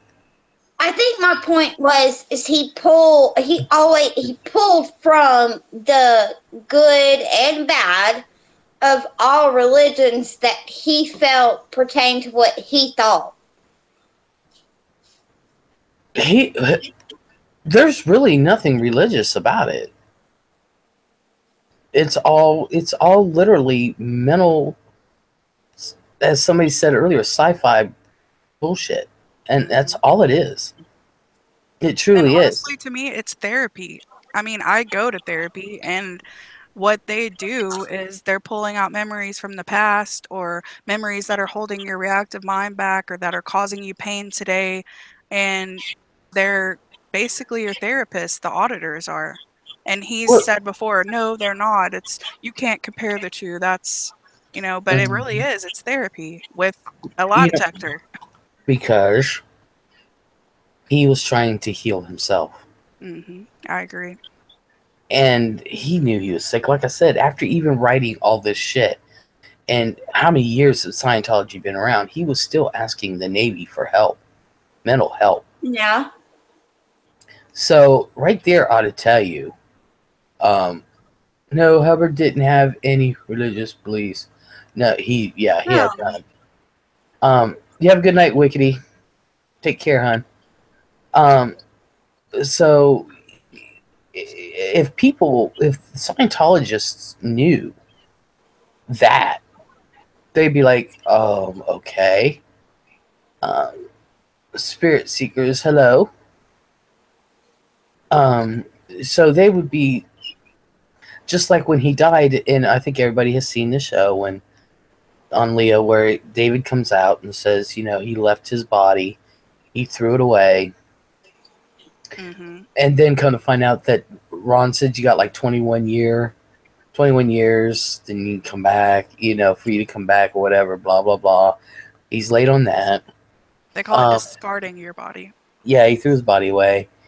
And, when he really died from a stroke, and that he was a very sick man, he couldn't heal himself.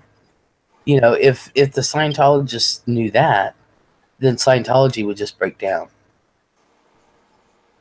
And like what we were talking about the other night, how L. Ron Hubbard said that it healed him from being blind and one other thing I can't remember. But it came out that it was really conjunctivitis in his Navy medical records and stuff from being stranded somewhere. Well, he had pink eye and arthritis. That's what it was, yeah. I mean, come on. And that Scientology healed him. Yeah, that he healed himself, and this was the principles of how he healed himself. But the thing of it is, the impact, do we as lay people, since we are not in Scientology, so we don't know the deep, dark secrets that Scientology holds. We're on the outside. We only know what people who have left have said. And they're all saying the same shit. Talking about the abuse by David Miscavige.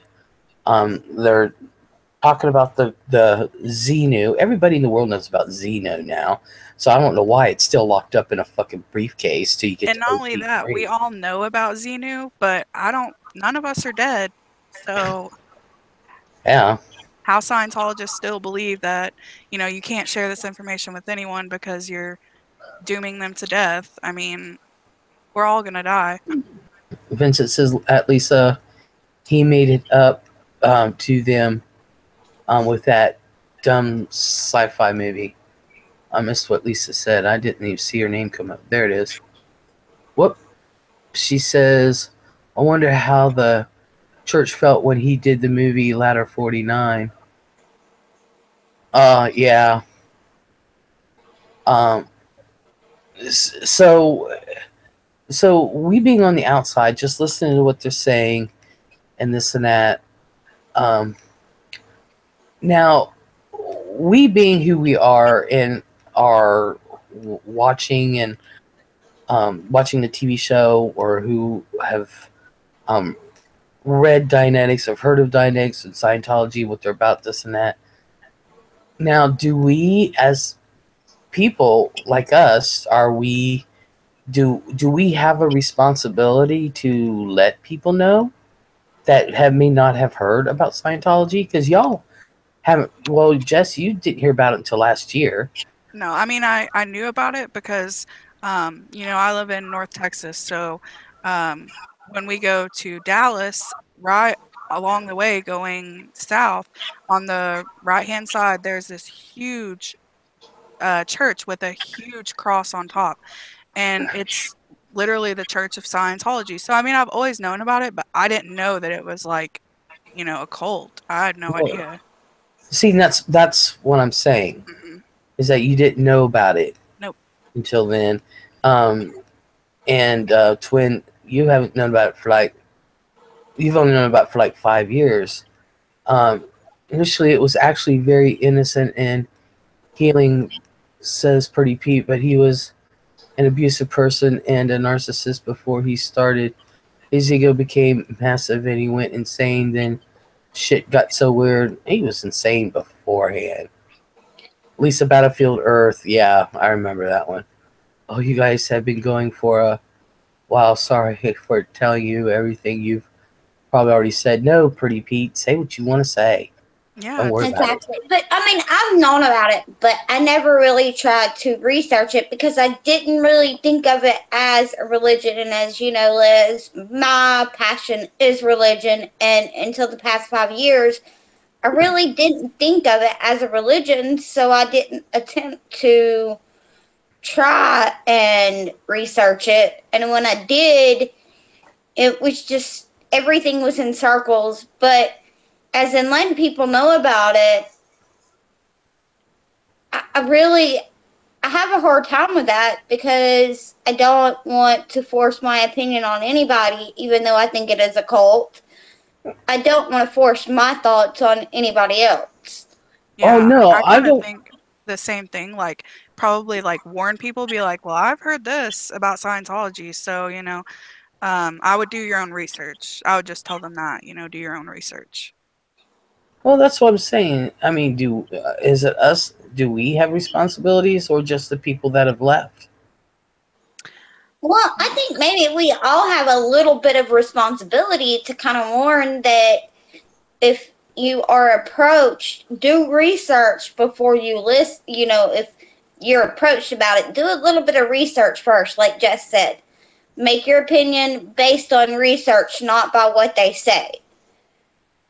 Yeah, because Yeah, there's tons of information out there about it, so yeah, and like I said, they're not really posting anything that's really um, deep in the church. So we really don't know. I mean, there's really something there for people who have left that they take with them that is good about it, and they do positive things with it.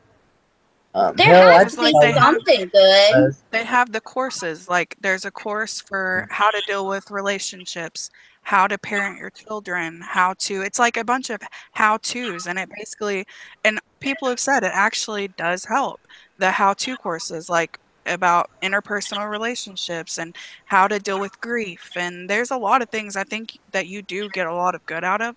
I mean, at a price, of course, but But is it worth it? Is my issue. Is it worth getting those how to's? not in Just, my opinion.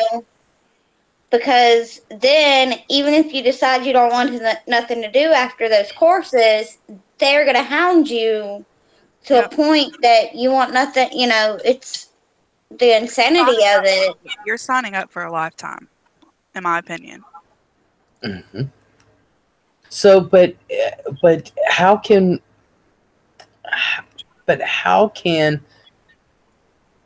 lay people? Not that I'm running in anybody that says I want to join Scientology, except for me. I told Fran I want to join it and infiltrate it and get all the way to the top. Right, Mm-mm. that's what we need, So, Liz. so I told her, I said, you better start making more money. And then watch Les get brainwashed, and we're all trying to pull her out in like 3 years. Now I'll be in the RPF camps. I'll be in those REP, RPF, RFP camps, or whatever the We'll all fuck be they call breaking her them. out of the hole. Yeah, breaking That's me what out I'm of the worried hole about. because I'd be the one on the cans going, no, I'm not affected by anything. My needle's just going everywhere. Um, yeah. Yeah, Pretty Pete says, I started hearing about it 10 or so years ago and was fascinated. I found some ex Scientology member community websites, and the discussions in there were just scary bananas. The bad stuff seems to be surrounded around the Sea Org. And they peer pressure you into joining the Sea Org. Like, the one guy I really like, who's an ex-Scientologist, says, like, you'll go in expecting to take your course, and then they're hounding you for money. And sometimes they'll be hounding you to join the Sea Org. Like, you have 3 people surrounding your little desk table, and they'll be saying, you need to join the Sea Org. This is a great thing that we're doing. Um, it's a billion-year contract, but you're clearing the world. It's the best job that you can do in Scientology, and you're um, like the best of the best. And then you say no a few times, and then it's you're a horrible effing person if you don't join. You're better off dead if you're not in the Sea Org. And they're basically like pushing you into it. He I'll be, said even that they kept him for like 12 hours or something crazy, pressuring him into joining it. and finally almost manipulated him into signing the contract. They said, "Look, just sign the contract, see how it feels. We're not going to use it. It's not going to be, Yeah, right. legit. Just sign it, see how it feels, go through the motions and see if it's right. See what your heart or your whatever tells you." Mm-hmm.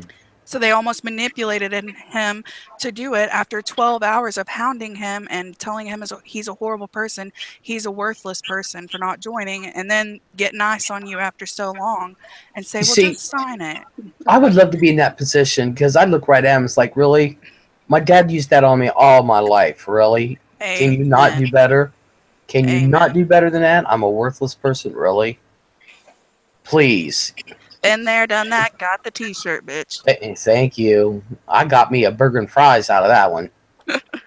Burgers. Vince, Oh. Vincent says, let's talk about when the FBI investigated them for tax fraud and human trafficking. Mm-hmm. That's where, yeah, that's where they L. Ron Hubbard's wife got involved in, and she was put in jail. And what had happened was it was, I forget what they called it, Operation Paperclip or something, I don't know.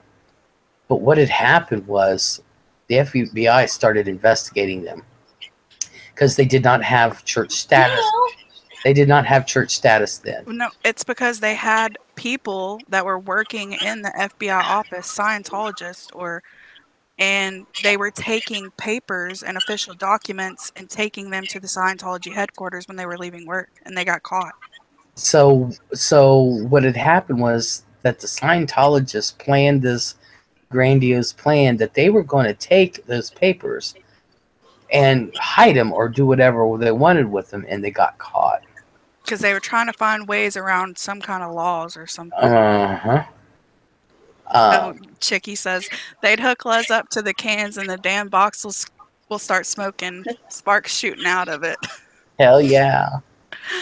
I told Fran, I'm telling you, you guys, I'm going to do it, and y'all need to get ready to rescue me. Just one big massive amount of people just shove their way in and get me out. And, We will break you out.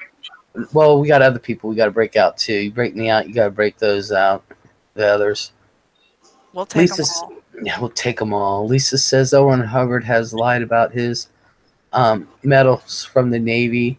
They are fake, and he has falsified his discharge papers from the Navy as well. Yeah, it is. But you're not going to get, just like if you go up to a Scientologist now and say, you do realize L. Ron Hubbard died from a stroke.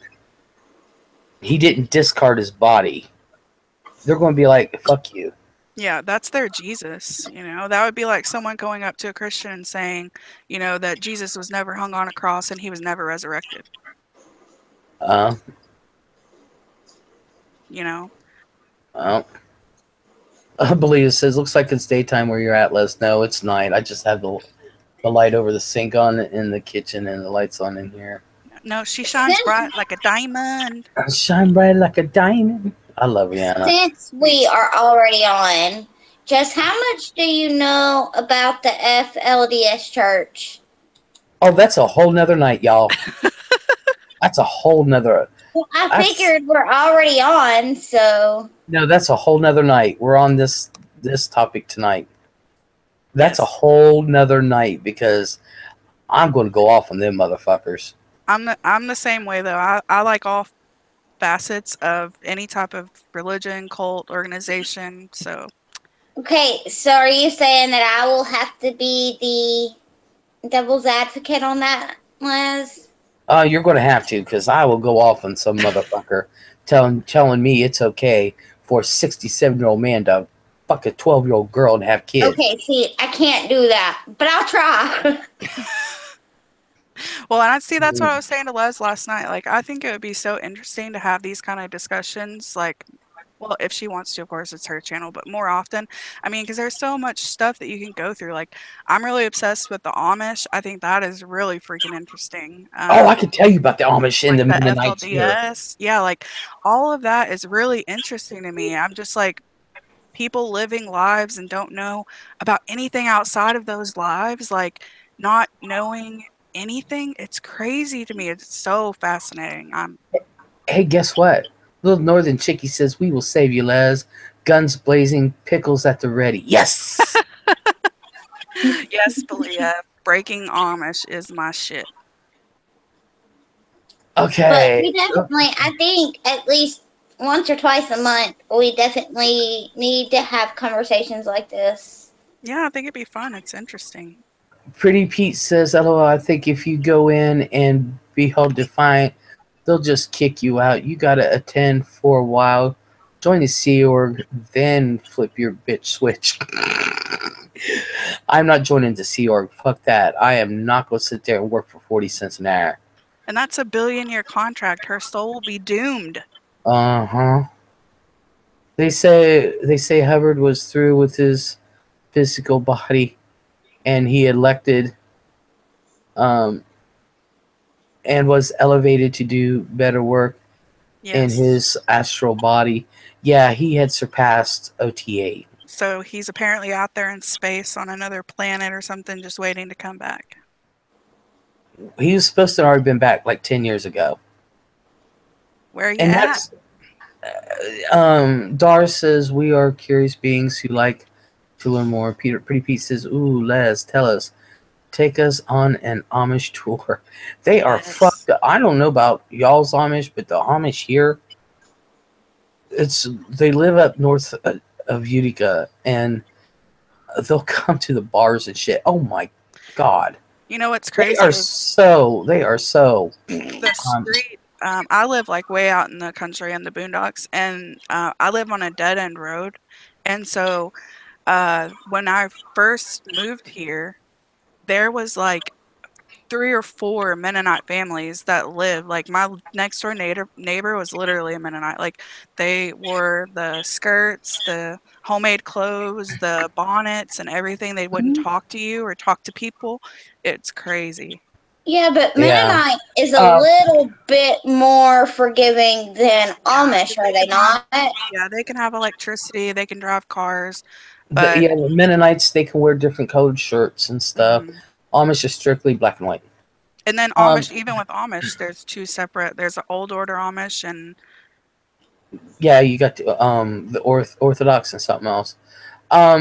Vincent says, "Yep," and when he comes back, it'll be New Mexico. Yeah, and that's why they have that compound out there you were talking about, Vincent, with the Omega sign, so he can find his way back. That's a $10 million complex just for L. Ron Hubbard. And every that day, is crazy. they lay out his clothes and wash them. Every day, just waiting for him to come back. Every So, day, do they it's believe he stacked. do they believe he's gonna come back Oh as, yeah, like, an they believe adult that's human or yeah. as, like, a He will. child? No, he's going to come back as an adult human. I'm Yeah, sad to That's say that's that they kind that's really of no. LDS is part of the polygamous group. They're another piece of shit religious group. Yeah, yeah. That's why I well, you said. Oh, can't say Ronnie shit is a little. religious because LDS is a like FLDS. Yes, is shit. I don't like anything they believe in, but LDS Late teen. is. I mean, their main religion is supposed to be. I can't even remember the name of it now. Shit, my grandmother-in-law. Latter-day Saints. Mormon, yeah, yes. Mormon. Oh yeah. So even So though that's I what I don't said. agree with it, I'm not gonna say that it's a shit religion. But FLDS, it's that gives them the right to do whatever the fuck they want to. They Yeah, we're going to get on that. worship their We're going founder. to get on that. We're going. Yeah, I got a lot to say about John Smith, But but that's another night. that's a way another night. Old Ronnie is a little late to his coming home party. Yes, he is. Vince Price says, "Yeah, pretty Pete for what? Rumspringer or whatever, or just regular Amish getting shit faced. What are drunk Amish like? They are vulgar." No, I'm going to get on that. That's going to be another day. Amish. Yeah, Yeah, that's gonna be interesting. An interesting live stream. I'll be excited if we do it. I don't We'll do have it. much experience with the Amish and the Mennonites because, like I said, I'm from Alabama, so we don't really have it. But when I did live in Indiana, I lived up north Indiana So I did experience it, but not for long. So I don't have that much experience with it.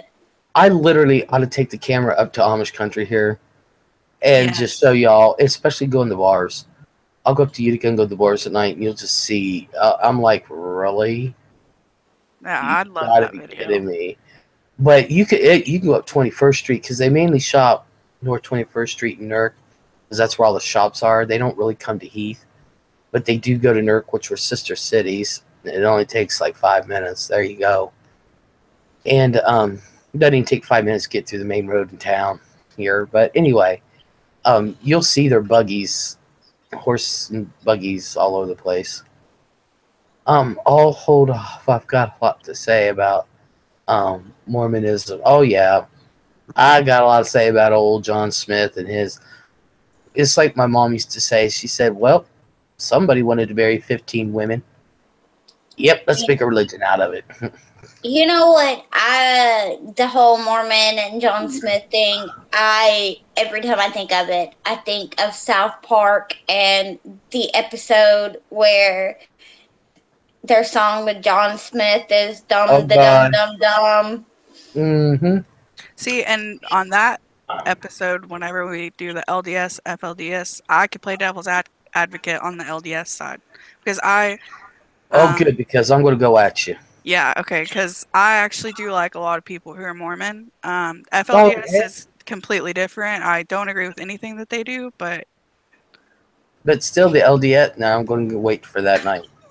See, I'm gonna say this. I am gonna say my grandmother-in-law is a Mormon, and she has frauded the government with lying and saying that she was blonde. I don't know how she got away with it, but she did for like 6 years. So I have a little bit of a problem with the fact that in a religion that it's okay for you to fraud your government and it's okay for you to do that, but you're okay to judge everyone else for whatever they do. Yeah, that's another night. Pretty pieces. Oh, I'm dying to know. I've never experienced an Amish. Yes, field trip. Yeah, I'm telling you. He says there's an LDS compound here in South Dakota, about an hour away from me. It's like Fort Knox. Yeah. Oh yeah, you can't get into them. South Park was spot on with their take on Mormonism. Belia wants to know what the fuck is LDS, Latter Day Saints. Pretty Pete spelled Mormons. it ladder, like LADDER. Well, same difference. No, I mean, like, can you imagine a Latter Day Saint? No, that'd be hilarious. But I went to the play. I don't know if y'all heard it. That came out. I went about maybe 5 years ago when it came out. I think it was called the. There was a play called the Book of Mormon, and I have got to tell you though, that was probably one of the funniest plays I have ever been to. It was fucking hilarious. It told about Mormonism and how it started, but it did it so humorous. I cracked the fuck up, and I wish I would have taken my camera. I wonder if it's on YouTube. Now I'm curious. I don't know. It was funny as hell. I went to the High Theater to see it. Oh my god. I'll never go without my chair again. I can tell you that. I barely made it to my seat. You had the case. It is completely different. So pre-Pete, I'm from Oregon and PA. There is a lot of Amish villages. Yeah, Pennsylvania is covered with them. There's even Pennsylvania is like signs the of Maine telling. and Florida. Yeah, we've got a hell of an Amish community up here north of Utica and shit. If you add the K, it is completely different, says Twin. Add the K to what? Holly Like said. magic. It made, Oh yeah, yeah. there's different. There is. Holly says. There is a Mormon church like 3 minutes away from my house. Same here. Yeah, there's I went one. to school. I have friends who are Mormons. Mm-hmm. I know. Oops. I was looking for a ladder emoji, but there isn't one. Be right back. Belia says, when I think of Mormons, reminds me of the Osmonds like Donnie and Marie. I love them. Yeah, they're Lisa, very look for sweet. them. Look for them. Why? Ha, so pretty. Um, I tell you what. Even now, I would totally tap Marie Osmond. Oh, the signs telling you to watch for them, like, because they drive a Yeah. horse and buggy, so if you're in a Yep. car, they go a lot slower than you, and they take up a lot of the roads, so. Yeah. But pretty peace saying why, just run them over. Can you, like, oh, I get it. Can you imagine, like, driving through horse shit all the time? Amazingly enough, I've never seen a pile of horse shit from them. Really? Honestly, being from the South and living in the country, I have to say I have. Yeah, I mean, I have, but not in the roads, just in, like, my driveway and stuff. Because my neighbor has horses that are really fucking smart and get out all the time. One of them is really mean too, but, you know. uh, well, anyway, so they're always coming up here at like 8 a.m. It gets on my last nerve, says Holly. Are you talking about the Amish? Well, I guess our Scientology discussion is over with. I Is there any think more you want to say? with Scientology, I think the one thing is that I want to say is even though we can find all the bad, we don't know enough about it, honestly, because they keep too much secret to know why people really agree with Scientology. We see the good at the beginning, but we don't see why they continue going along with it. They Hmm. keep too much secret. So, like that with any other belief system, just remember people, there's a reason why people think that way. And for people to leave and be treated as horribly as they are, but to still sit there and tell you, I still practice Scientology, I just don't participate anymore, that says a lot about Scientology, in my opinion. Well, that's why I said earlier. I said we don't know, but there's got to be something good in it for people who have left and still practice it. They just don't like what the church is doing. Yeah. The You know. control, I think it's the controllingness, the not allowing them to view different viewpoints on things. When you're forcing someone to believe something and you're not allowing any outside opinion, it's that's when it becomes a cult, in my opinion. Exactly, Jess. I agree with that. I'm a cult, just so you know that. We're all in Yeah, the yeah, cult yeah. of Liz. Les and the Insomniacs, y'all are going to sign a billion-year contract. For what? I'm not sure yet. I have to think about it. I got to take some tips. I heard Dianetics was a good place to start. Dar says, thank you, Les, for hosting that discussion, though. I enjoy hearing others' views. Oh, hey, not a problem. I would Dar, talk I just really to wish you could come admire on those. tonight. I know, that Yeah, would have been awesome. that would have been awesome. Passes out to Kool-Aid, says Jess. I was going to say something about Kool-Aid. Oh, yeah, we got to get into the Jones thing, too. Oh, If, yes, that would be yeah, very interesting. we got to get into that. See, I like how we all kind of like the same things. I think that's really cool. You know, when Well, you found your people. the thing, what it is, I want to have discussions that have nothing to do with YouTube. Exactly. God, get away from the YouTube drama for a minute. It feels good. That's why I love coming here and I can actually converse because I don't feel like I'm going to get in trouble. I was going to say this for Randy's channel, but does anybody know about, I think her middle name's Anne, the Gypsy Anne murder case? Uh, Yes, no. I do. Very interesting. They, her and her boyfriend murdered her mother. Yes, because of how her mother Yep. treated her.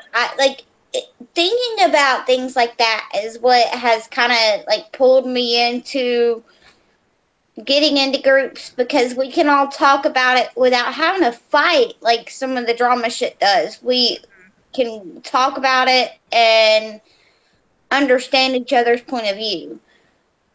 Dar says, sorry, I tried all week to find a mic that would work, honey. Oh. We're going to be here for, I plan on being here for at least another year or 10. So, We're going to drag you along, so you better be ready. So at any time, you know, people have called the cops to a location and they aren't able to get in and help anyone. Why? Oh. Belia, I'll smoke one for you, hon. Belia says, have to go, Les and company. Hugs all and night out. Oh, bye, Have a good Belia. night. Thank you for coming, Belia. But Night, yeah. Leah. And yes, Pete, it is Gypsy Rose Blanchard. That's her name. Mm-hmm. And how they conned almost like their whole town and their doctors, and it's very interesting, Les. For You like really 20 should look years. it up. Yes, Les, you would love it. That's why I was wanting to bring it up. Wait. Did this happen like years ago? Yes. Yeah, like and what it was, I think, killed was their convicted stepmother? in 2015. I don't know. That isn't what I was talking about. When I was thinking about, it was like maybe 80 years ago, something like that. Yeah, it started 80 years ago. Like, or not 80 years. It started in the 80s, where this little girl was being used as a, I don't even know how to put it, a money grabber. Like someone, her mother had Munchausen's. Oh. So it's like a Munchausen's case. Hello, Hannah. How are you? I pretty pieces. I agree. There's much more light, interesting craziness to discuss. Yeah, I'll get away from. 2 or 3 years ago, the mom was murdered. I'm going to have to read up on that. But yeah, I went away from the YouTube shit. There's so much out there that's interesting. Yeah, there's so much other crazy shit that's happened in the world that you have stuff to discuss for literally eternity. Oh, yeah. Exactly. You know. And I think that's why I gravitated over here. Because, like I said, I've only been on here again for about a month because I left YouTube completely for about 6 months. And I started with Katie, then went to Randy, and Katie mentioned Les. And since then, I think I've missed one night. Oh, well, that's nice. I think that's right around the time that I started coming too. Well, that's sweet of you. Well, sweet of y'all. I appreciate it. Gypsy Rose Lee. Yeah, thank you. Vincent Price, the Gypsy Rose Lee is who you're thinking about, Les. Okay. And Holly says, I watched that Dr. Phil where that true Trisha girl, I laughed so hard when she fell. Oh, yeah. Yeah. That's a whole nother conversation. That's a whole other crazy. I have to say that I do thank that crazy bitch for everything, because I would not have found the groups that I'm in and without seeing Dr. Phil. Without that episode, I would not have noticed anybody to be where I'm at now and be in groups that I feel comfortable to be myself. Why? Because I was so scared of Facebook because of my beliefs. Fuck everyone.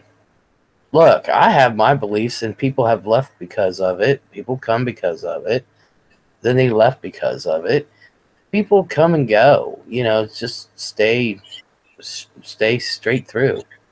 I'm just saying, if it wouldn't have been for Drama Live, that's why I got Drama Live.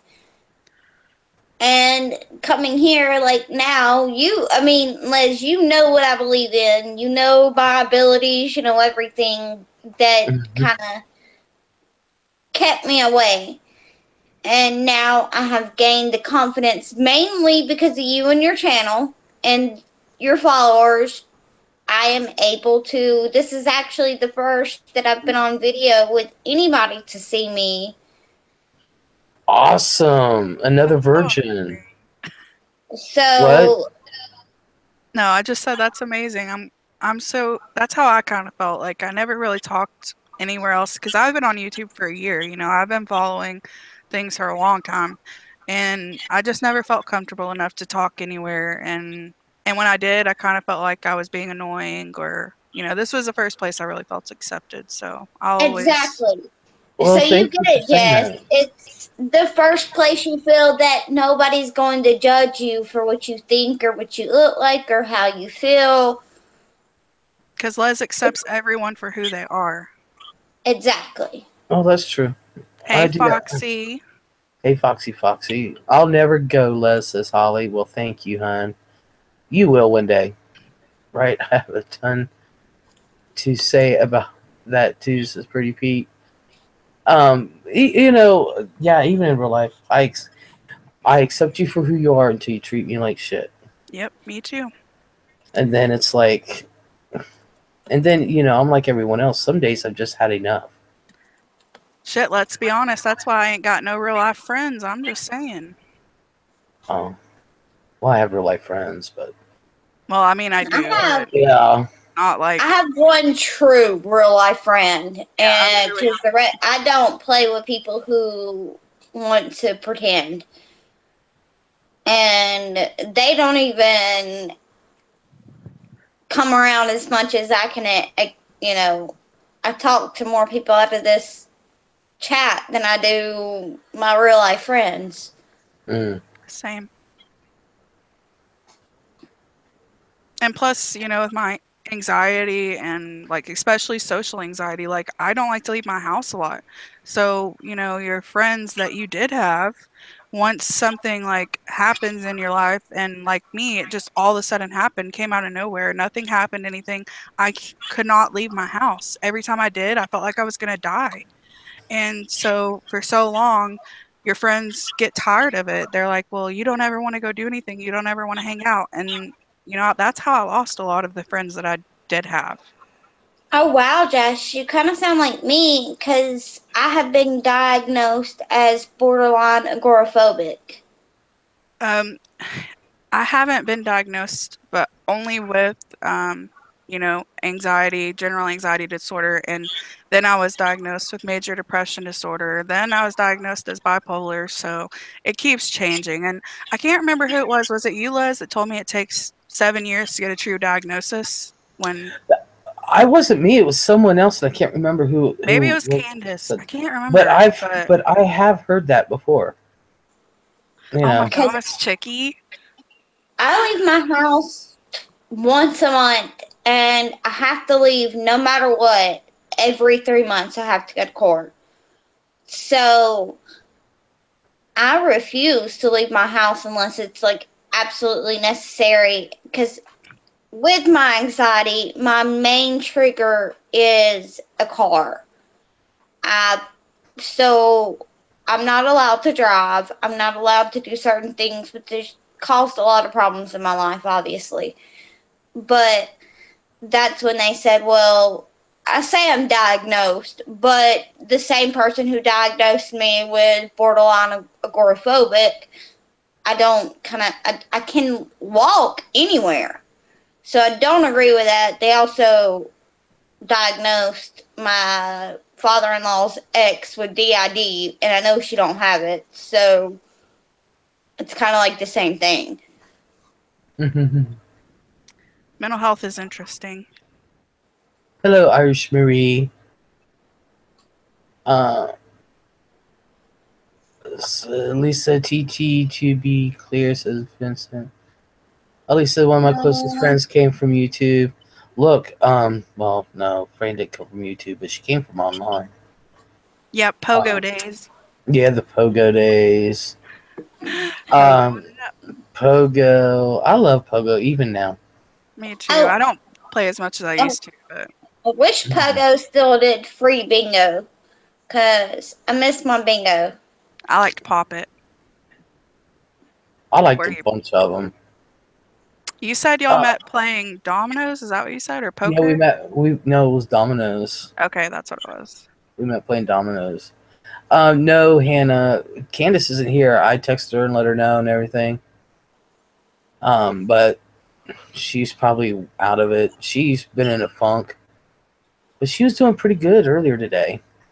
But she's probably out of it because she really hasn't slept a lot. So I know that feeling. I feel for her. I'll pray for her.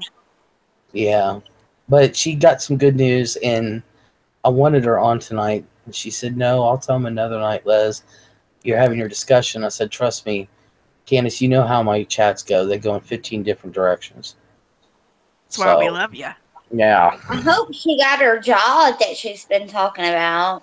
I know, that's like immediately what came in my head. Mm-hmm. Les is like, can't say na na na na na. No, it's not like that. But I want to, I said, well, come on and tell everyone. So she might tomorrow. I haven't logged on to Pogo for a while, says Dar.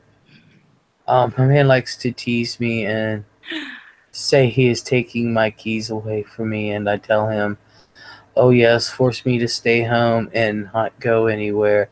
That will teach me. Exactly. I know, like, I'm like, back, like, when I was a teenager, I'm like, when I got grounded and I never took advantage of being grounded, I always hated it, and now I'm like, if only someone would ground me now. I know. My mom, it was so funny, she would ground me, because my dad was always on the road. My mom would ground me, and she just couldn't take it. 3 hours later, I'm out biking all over the world. My mom would do that with my sister, my little sister, because my sister, like, I was very respectful, so if my mom told me you're grounded, that was it, and I didn't push it. But my sister would just annoy the shit out of her until she finally was just like, get out, leave me the fuck alone, go play. Oh, I was too smart. My dad would ground me and think that I was not going to leave because our front door made too much noise. Yes, I'm on the second floor, but our living room window opens just fine. Oh, that's hilarious. I didn't annoy my mom. I'd be like, okay, she wanted to ground me, fine. I had everything in my bedroom. I had my own TV. I had my own Nintendo, my own stereo. I had all my books. I had all my little hobbies, things that I like to do. Yeah, ground me to my room, Mom. Go ahead. See, but when my mom grounded me, she would ground me from everything. Literally, the only thing you could do was read, which wasn't a big deal to me because I love reading, but I couldn't watch TV, couldn't play on my PlayStation, nothing. My dad actually ripped the cord out of the back of my TV. He left me my radio, and my phone always had to stay downstairs, but he was an alcoholic. Once he passed out, I could do whatever the hell I wanted to. I would just go in and out of the house all the time. I was so active when I was so young. So I wasn't allowed to go anywhere. I'm like, okay, I live on a dead-end street. I play with these people, so I just couldn't go anywhere. I was grounded. So if I was grounded to the yard, they would just come to my house and we would play at my yard because we had a nice big backyard. And I'm like, said I would be grounded for 6 weeks at a time, and that's how my groundings were. Like, it wasn't like 3 days. I would literally be grounded for like a month. I was grounded for a whole school year, but my dad did not. Like, my parents were divorced since I was 4. So when my dad would ground me, he wasn't home till like 5:30, 6 o'clock at night. I got off of school at 3. Like, when I got home, it was like 3:30. I had time before he came home. And when, he went to sleep about 11, I had my way of doing things. I mean, but at the same time, I didn't really care about people enough. As long as he didn't take my radio away, I was good to go. Yeah, it didn't matter to me. My mom, I didn't care if I was grounded or not. But, let me rephrase. I didn't have Nintendo growing up. We had Atari. Oh, yeah, I wasn't really allowed shit like that. And I think I was like, probably like 4 or 5 when I would have to go to my aunt's house to play the Nintendo, though. So we actually had, my grandmother had invested in like Nintendo games that went in, like the big Nintendos that you would put in like skate station or skating rings or whatever, like the big boxes you would have to put change in. Yeah. We had those, but my dad did not. He said unless we proved we deserved them, we didn't get games and shit. I didn't have a cell phone till I was old enough to buy one for myself. I'm 30, but at 13 years old, he could have got me one, but like I didn't have internet. The closest thing was web TV. If any of y'all know or remember what web TV is. Oh, I loved my web TVA. I remember buying that bitch. So Vincent Priceless. Yes, I agree. We're the same age. Yeah. Yeah, I think I me love and my. my it twin wasn't. are the same age, pretty much.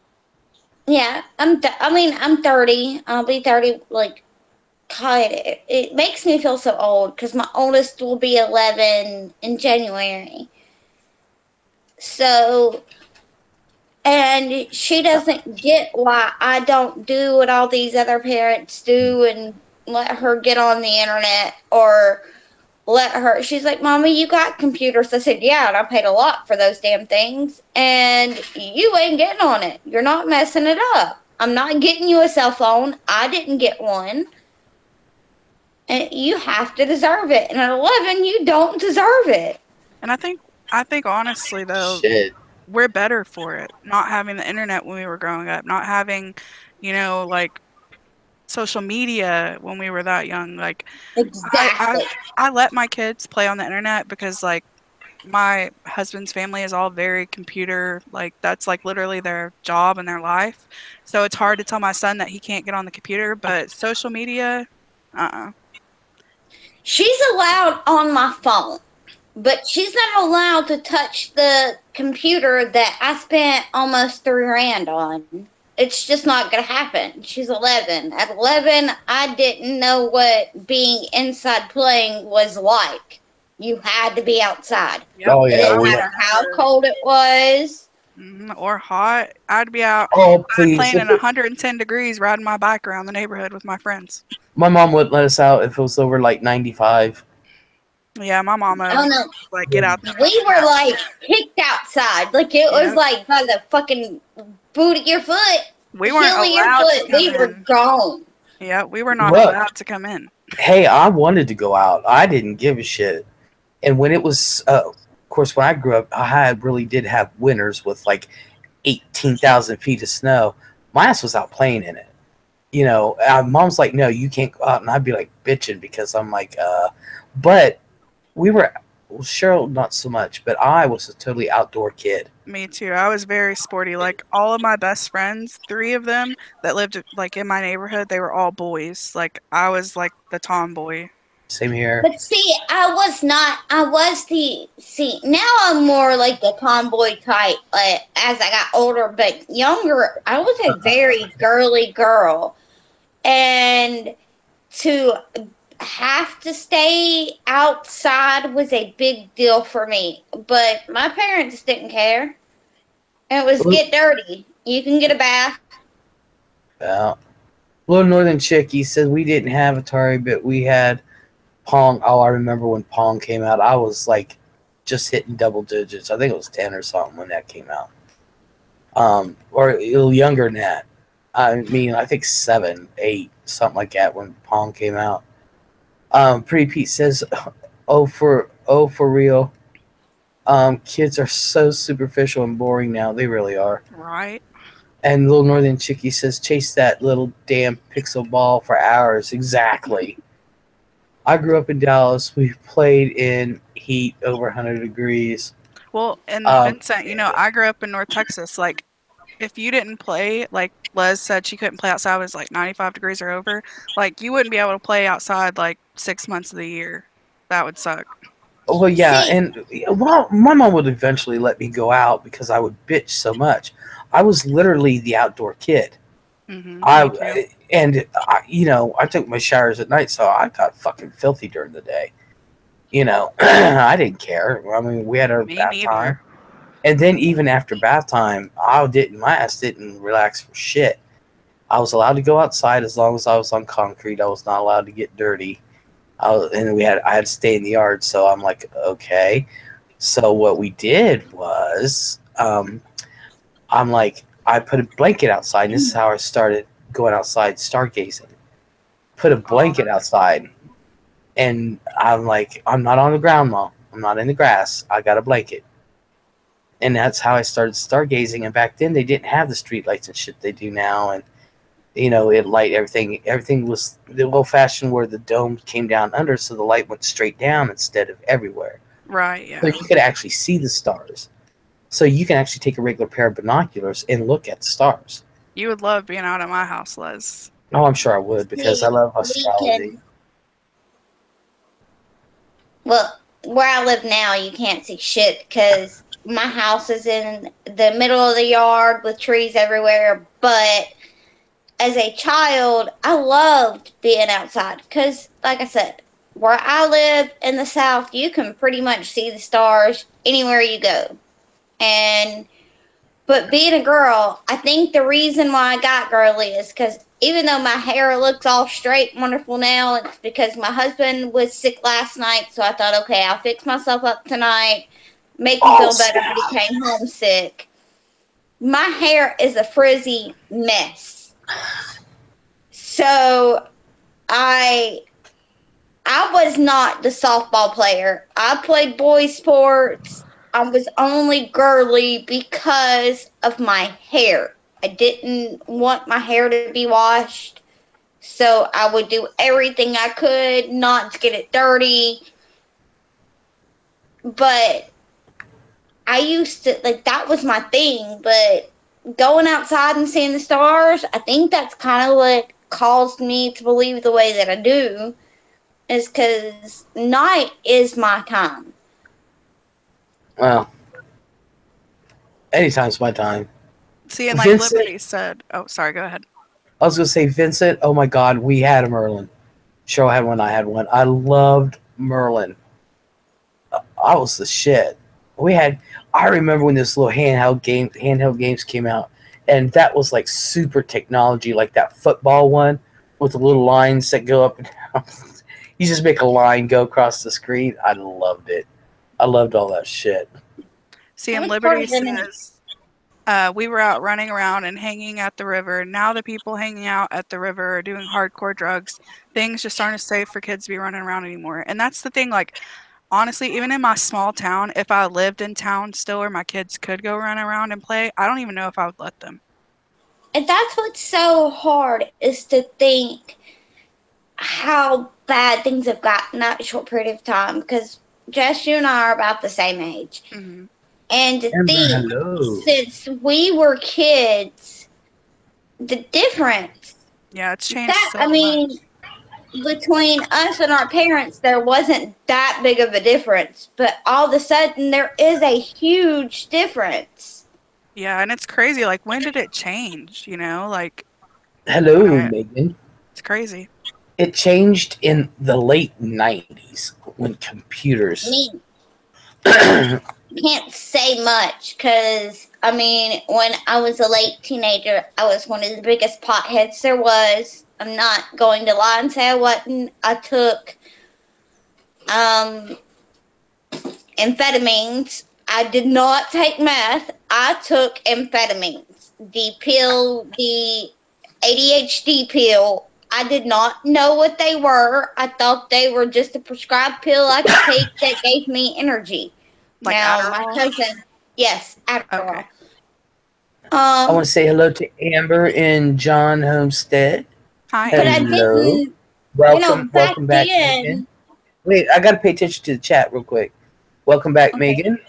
Hannah Nunez, hello, says Lisa. Amber says, hi, Hannah. Hey, Amber. And back up here. They see somebody that's wearing off now. Next to us is after dinner. Aww. Vincent said I was obsessed with Merlin and the football one. Oh, same here. But weren't those the shit? I mean, honestly, that was literally the shit. But you guys, see, you're younger than me and Vincent and a couple other people in here. I remember when computers first came out, and it was dot matrix. I actually worked when the computers first came out. I actually did computer graphics on the computer. Yeah, see, the only computer that I got on was at school. I mean, when I was younger. Exactly. I didn't even have internet until we were like 15 or 16. Well, you gotta understand. When I was young, the computers were just coming out, and not everyone could afford one because they were so big. They took up a whole kitchen. Like, no. I'm talking about the home computers. Yeah, I know what you're saying. So when they first came out, they were so expensive. Nobody could afford them. Very few could. But and I've seen the evolution of computers. Well, like I said, I started out doing computer graphics. I can write code lines. That's how I started out. You had to write them line by line by line. Mm-hmm. Nowadays, I can't figure a fucking computer out to save my life. But I've seen the evolution of computers, and when the cell phones first started coming out, and this and that, and I'm sitting here. You guys are talking about this stuff, having this stuff when you were teenagers or preteens. I was a full-blown adult. Right, you were our age when you started getting those things. I had 2 boys to worry about. Mm-hmm. See, I think that's a lot of my problem is I had to quit school at 14 to take care of my family. And so I lost a lot of the things. I think that's why I kind of became the way that I did. Because my mom came up with cancer when I was 11. My dad was a lot older than my mom. So I had to quit school to take care of my family. So when people go, oh, wait, you're only 30, I go, really? I'm really only 30? Because I've been through it. I took care of my grandparents. I've taken, so. Yeah, me too. Sometimes I forget that I'm only 30 because I feel like I feel like your age, Les, and I forget that sometimes I haven't been through the things you have been through because of some of the things that I have been through kind of made me not be able to go through some of the years that I should have, if that makes sense. Yep, I went through the same kind of thing. My mom was a single mom. I had to raise my sister because she had to work 2 jobs. And then as I got older, I had to help raise my grandparents and my great-grandmother. And so I didn't have to raise my stepsister. I had to take custody of her. But it was more like all of my family got sick and I was the only person willing to take care of them. And so, and not just that, my cousin, she was involved in domestic abuse. And so I raised her kids, like from 9 years on, I think I pretty much helped raise her kids. So I forget sometimes until we start talking about things like computers and shit that I'm as young as I am. Well, I just know that it's just weird here listening to people talk nowadays. What's the 14th, Cameron? Hello, Cameron, by the way. I think he's referring to net neutrality, possibly. I'm not sure, though. What the hell is that? But I thought it was the 15th. Again? Oh, yeah. I forget. Ladies, that's what families do for each other. It's always been that way. Exactly. Exactly, Liberty. I do not regret anything that I've done. I just know that sometimes I forget my age. Yeah, because it took away your childhood. So you've been an adult. Like me, I've been an adult since I was probably 9. And that's when my whole, life changed. So.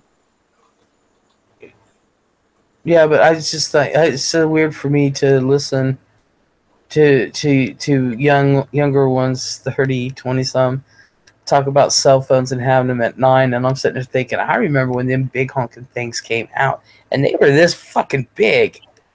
Shit, and not everybody could afford one. Yeah, my stepdad when cell phones first started coming out, he was like, he built cell phone towers. Like, he had to travel all over the US. So he had a cell phone because he worked in the industry, but it was huge and it had this huge antenna and it looked like a big block. Yeah, yeah, yeah. And now to think you can basically access the entire world on a touch screen computer that you can hold in your hand is come that Please, far. you can watch TV on your wrist. Right? It's crazy. Yeah. Yeah, I still don't do that shit. I can't figure it out. My 7-year-old granddaughter, she was 6 at the time. I bought Fran and Cameron one of them smartwatches, and when they first came out, whenever it was last year before last, whatever. I think it was And about a year or two ago. yeah, so I bought them both one for Christmas, and she was on there. Cameron was trying to figure his out. He did whatever he had to do to load something, whatever, but he wasn't sure how to actually work the watch. And here's my granddaughter. Yeah, she's just on there. Next thing you know, she's looking at all his pictures and all. He's like, "How the hell did you do that?" She said, "Blah, blah, blah, blah, blah." She has her own language, and I'm like, My "Really?" son did too. Kids come out of the womb knowing how to operate phones. I swear. I think they come out of the womb knowing everything electronical, and I think they're. So I keep the kids around. I even keep the 2-year-old. I want him near me because he can work the iPad better than I can. See, but that's how my grandma felt when I was, like 11, 12, 13. She did have a computer and AOL internet. So when I went to her house, if she was having a problem with her computer, she'd ask me to fix it. And she'd be like, "How do you know all this?" And I'm like, "I don't know. I just do." Yeah, it's just really weird. But what Pretty was Pete, interesting, though, you're right. At 7, no child needs a damn cell phone. Yeah, my son is 9 and is begging for one, and I'm like, hell to the no. what's funny is a few years back when most of the country was out of electric for how long? I was lucky. We got ours on earlier than even my parents. I said, "Mom, come to my house, this and that, cool off." But it was so weird because on our block, I was the only one with a phone because I had a house phone, actual house phone through a phone company. You have a landline. I had a landline, and we had food at the ass, but of course I had city water, so it was gravity fed. I didn't have to worry about a pump. But we could survive because I had grills, and my neighbor brought over his grill, and we had charcoal out the ass, of course, and we cooked and fed the neighborhood. That's awesome. People were like, I don't want my food to go to waste, and everybody just kept bringing food, and we kept that bitch going. I made sure everybody was hydrated because water. When did this happen? This was little mama. She's 7 now. I think 4 or 5 years ago. Wow. See, we had but we were a couple of years ago. We had a bad tornado, and we had enough. I mean, we have a grill, and most of the people in our neighborhood are only on electric, and people could not understand how we could cook all of our food on a grill. We're from the South, and I got some, my father-in-law is, I think he just turned 50 this year. He's younger than my parents, so he had to have just turned 50. So we understand, not just that, I know how. I lived without power and water and all that many a times through my life.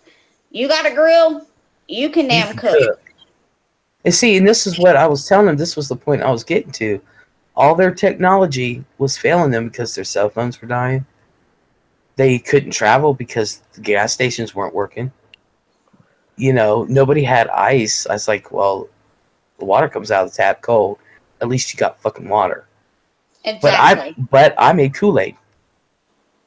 And it kind of makes you think, like, a situation like that, like, what are people going to do if an apocalypse happens, like, or some major thing But happens to you know, our you want to know. electricity. You want to know what's going to happen? People like me are going to survive because Exactly. Why I do didn't grow people up. think that I they didn't. can't?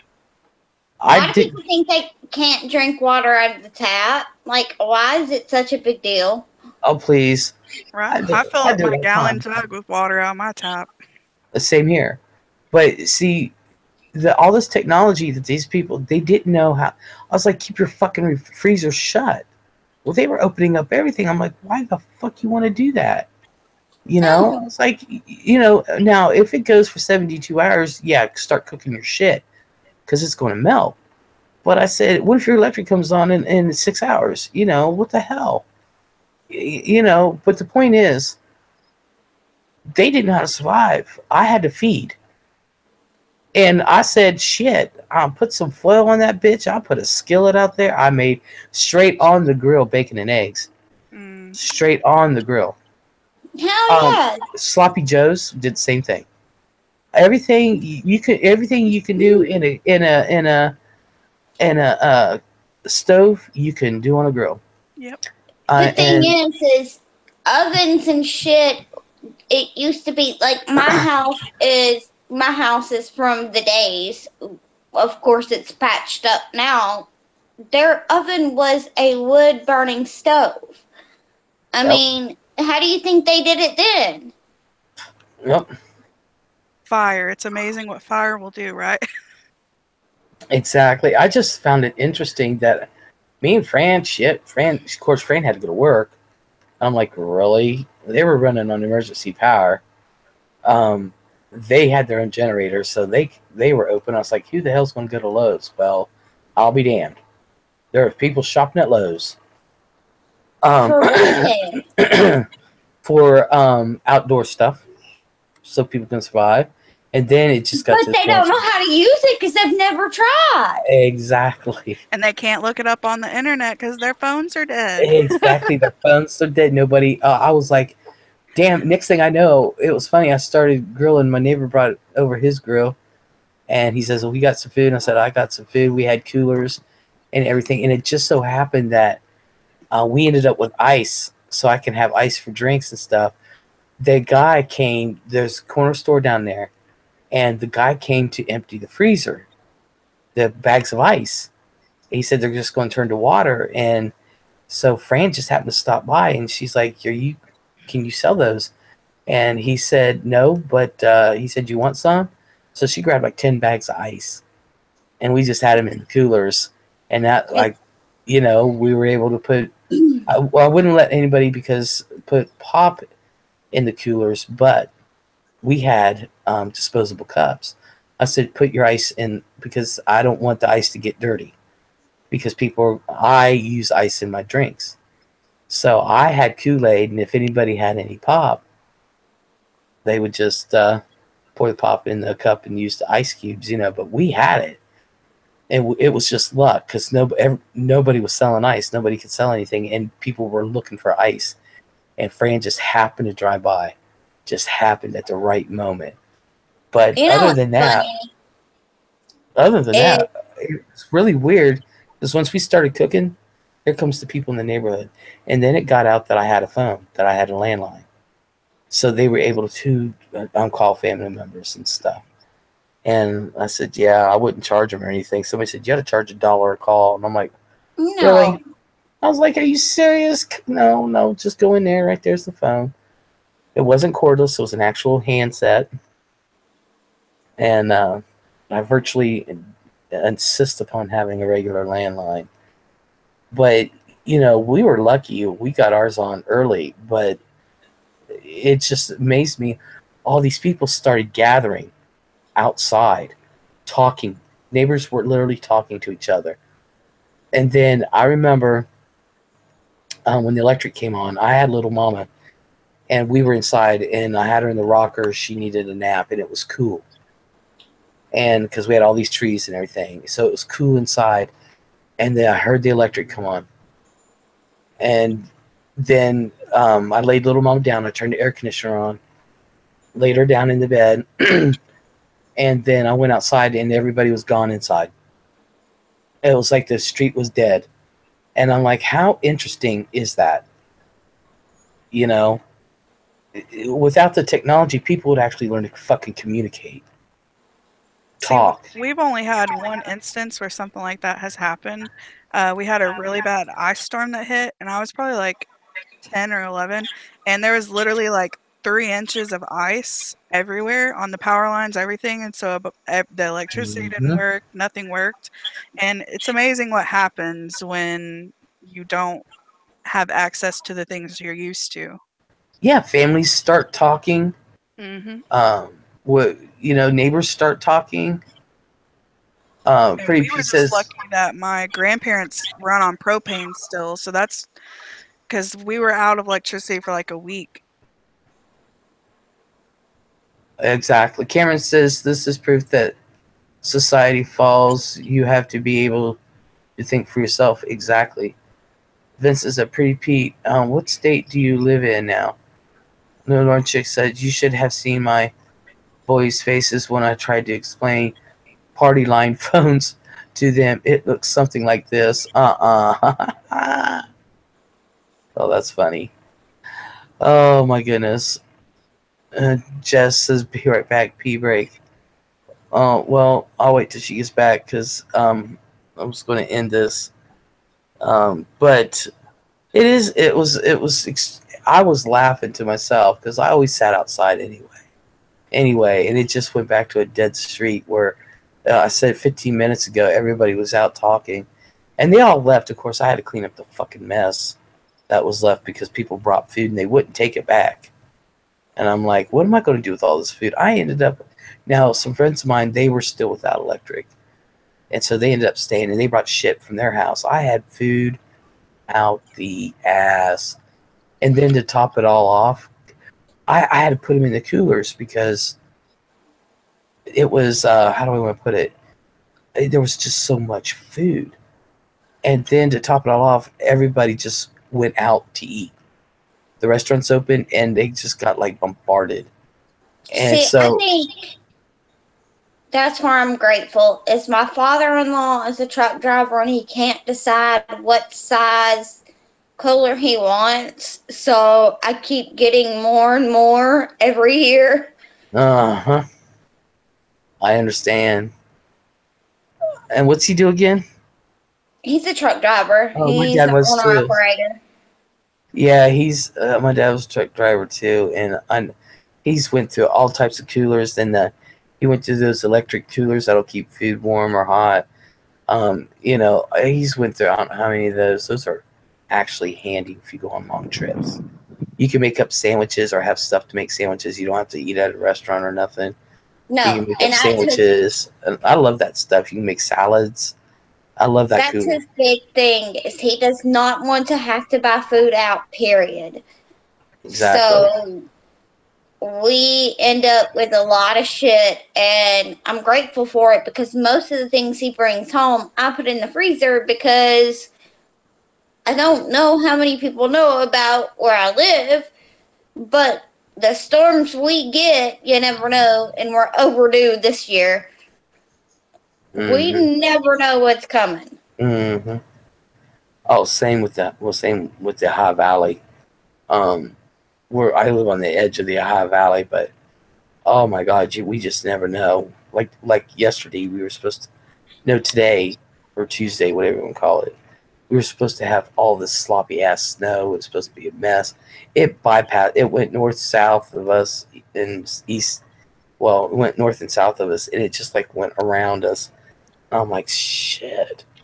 Well, see, it wasn't supposed to snow here till last Saturday. Well, Friday, when my husband woke up, I was on here with y'all, never even thought about looking outside.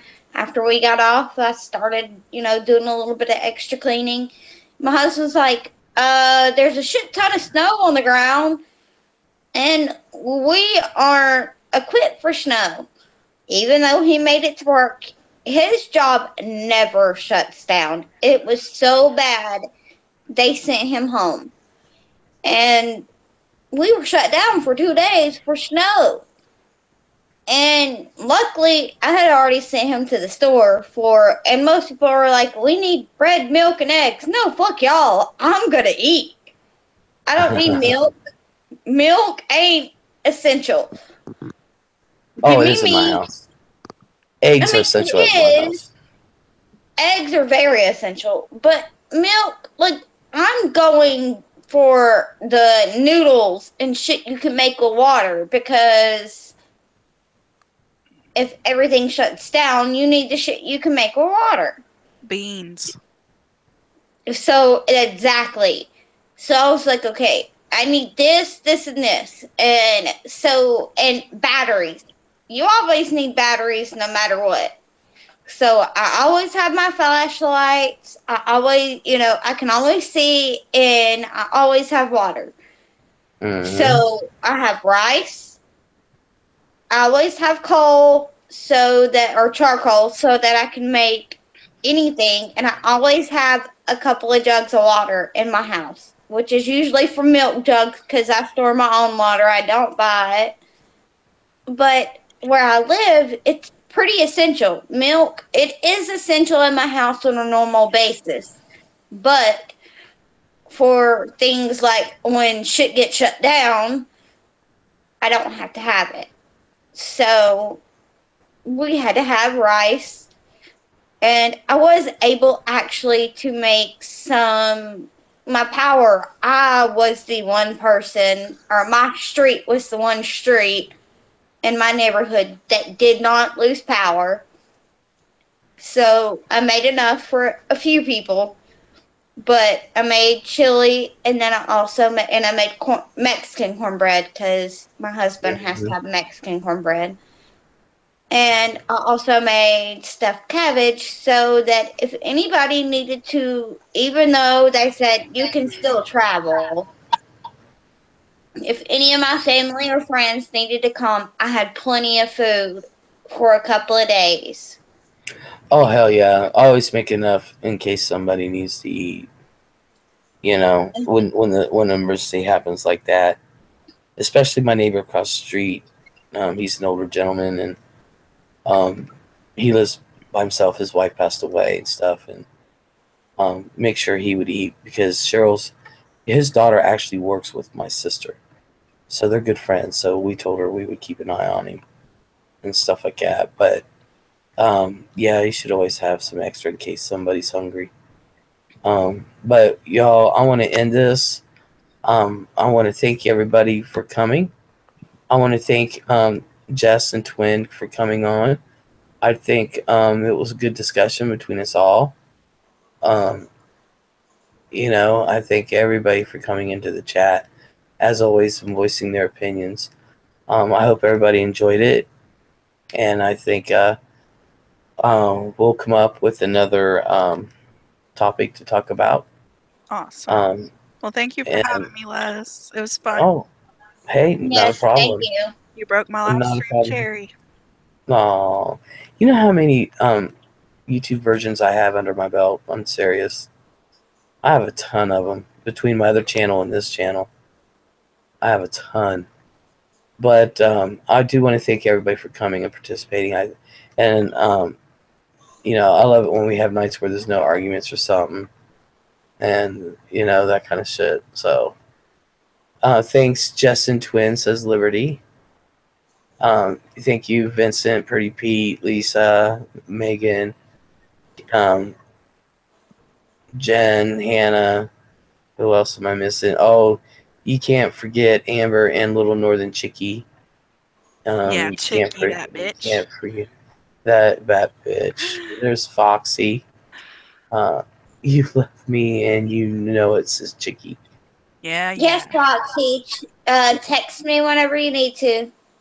I'll be up for a little bit. My circumstance.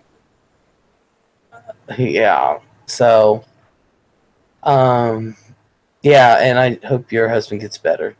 Thank you, I Lynn. really do. He's a little twin's husband is really, really, really sick. His So, I think it's his left side of his face. I think it's from his ear because he refuses to go to the doctor. I think it's been like 10 years since he's been to a doctor.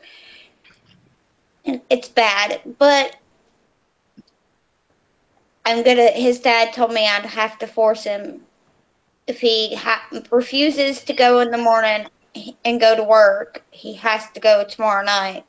His dad said that, he'd pay for his medication, so he has no choice. Oh, I hope he gets Awesome. better. Everybody hit the like and subscribe before you leave. Yes. Yes. Smash that like button. Hulk smash it. But y'all have a good night, and Yeah, have a good night. Night, guys. Yes. Thank you. Thank you, everyone. And we'll talk tomorrow. all right, sounds good. Good. All right. See y'all tomorrow. Bye. Night, everyone. Bye. Whoops. Wait. No, wait.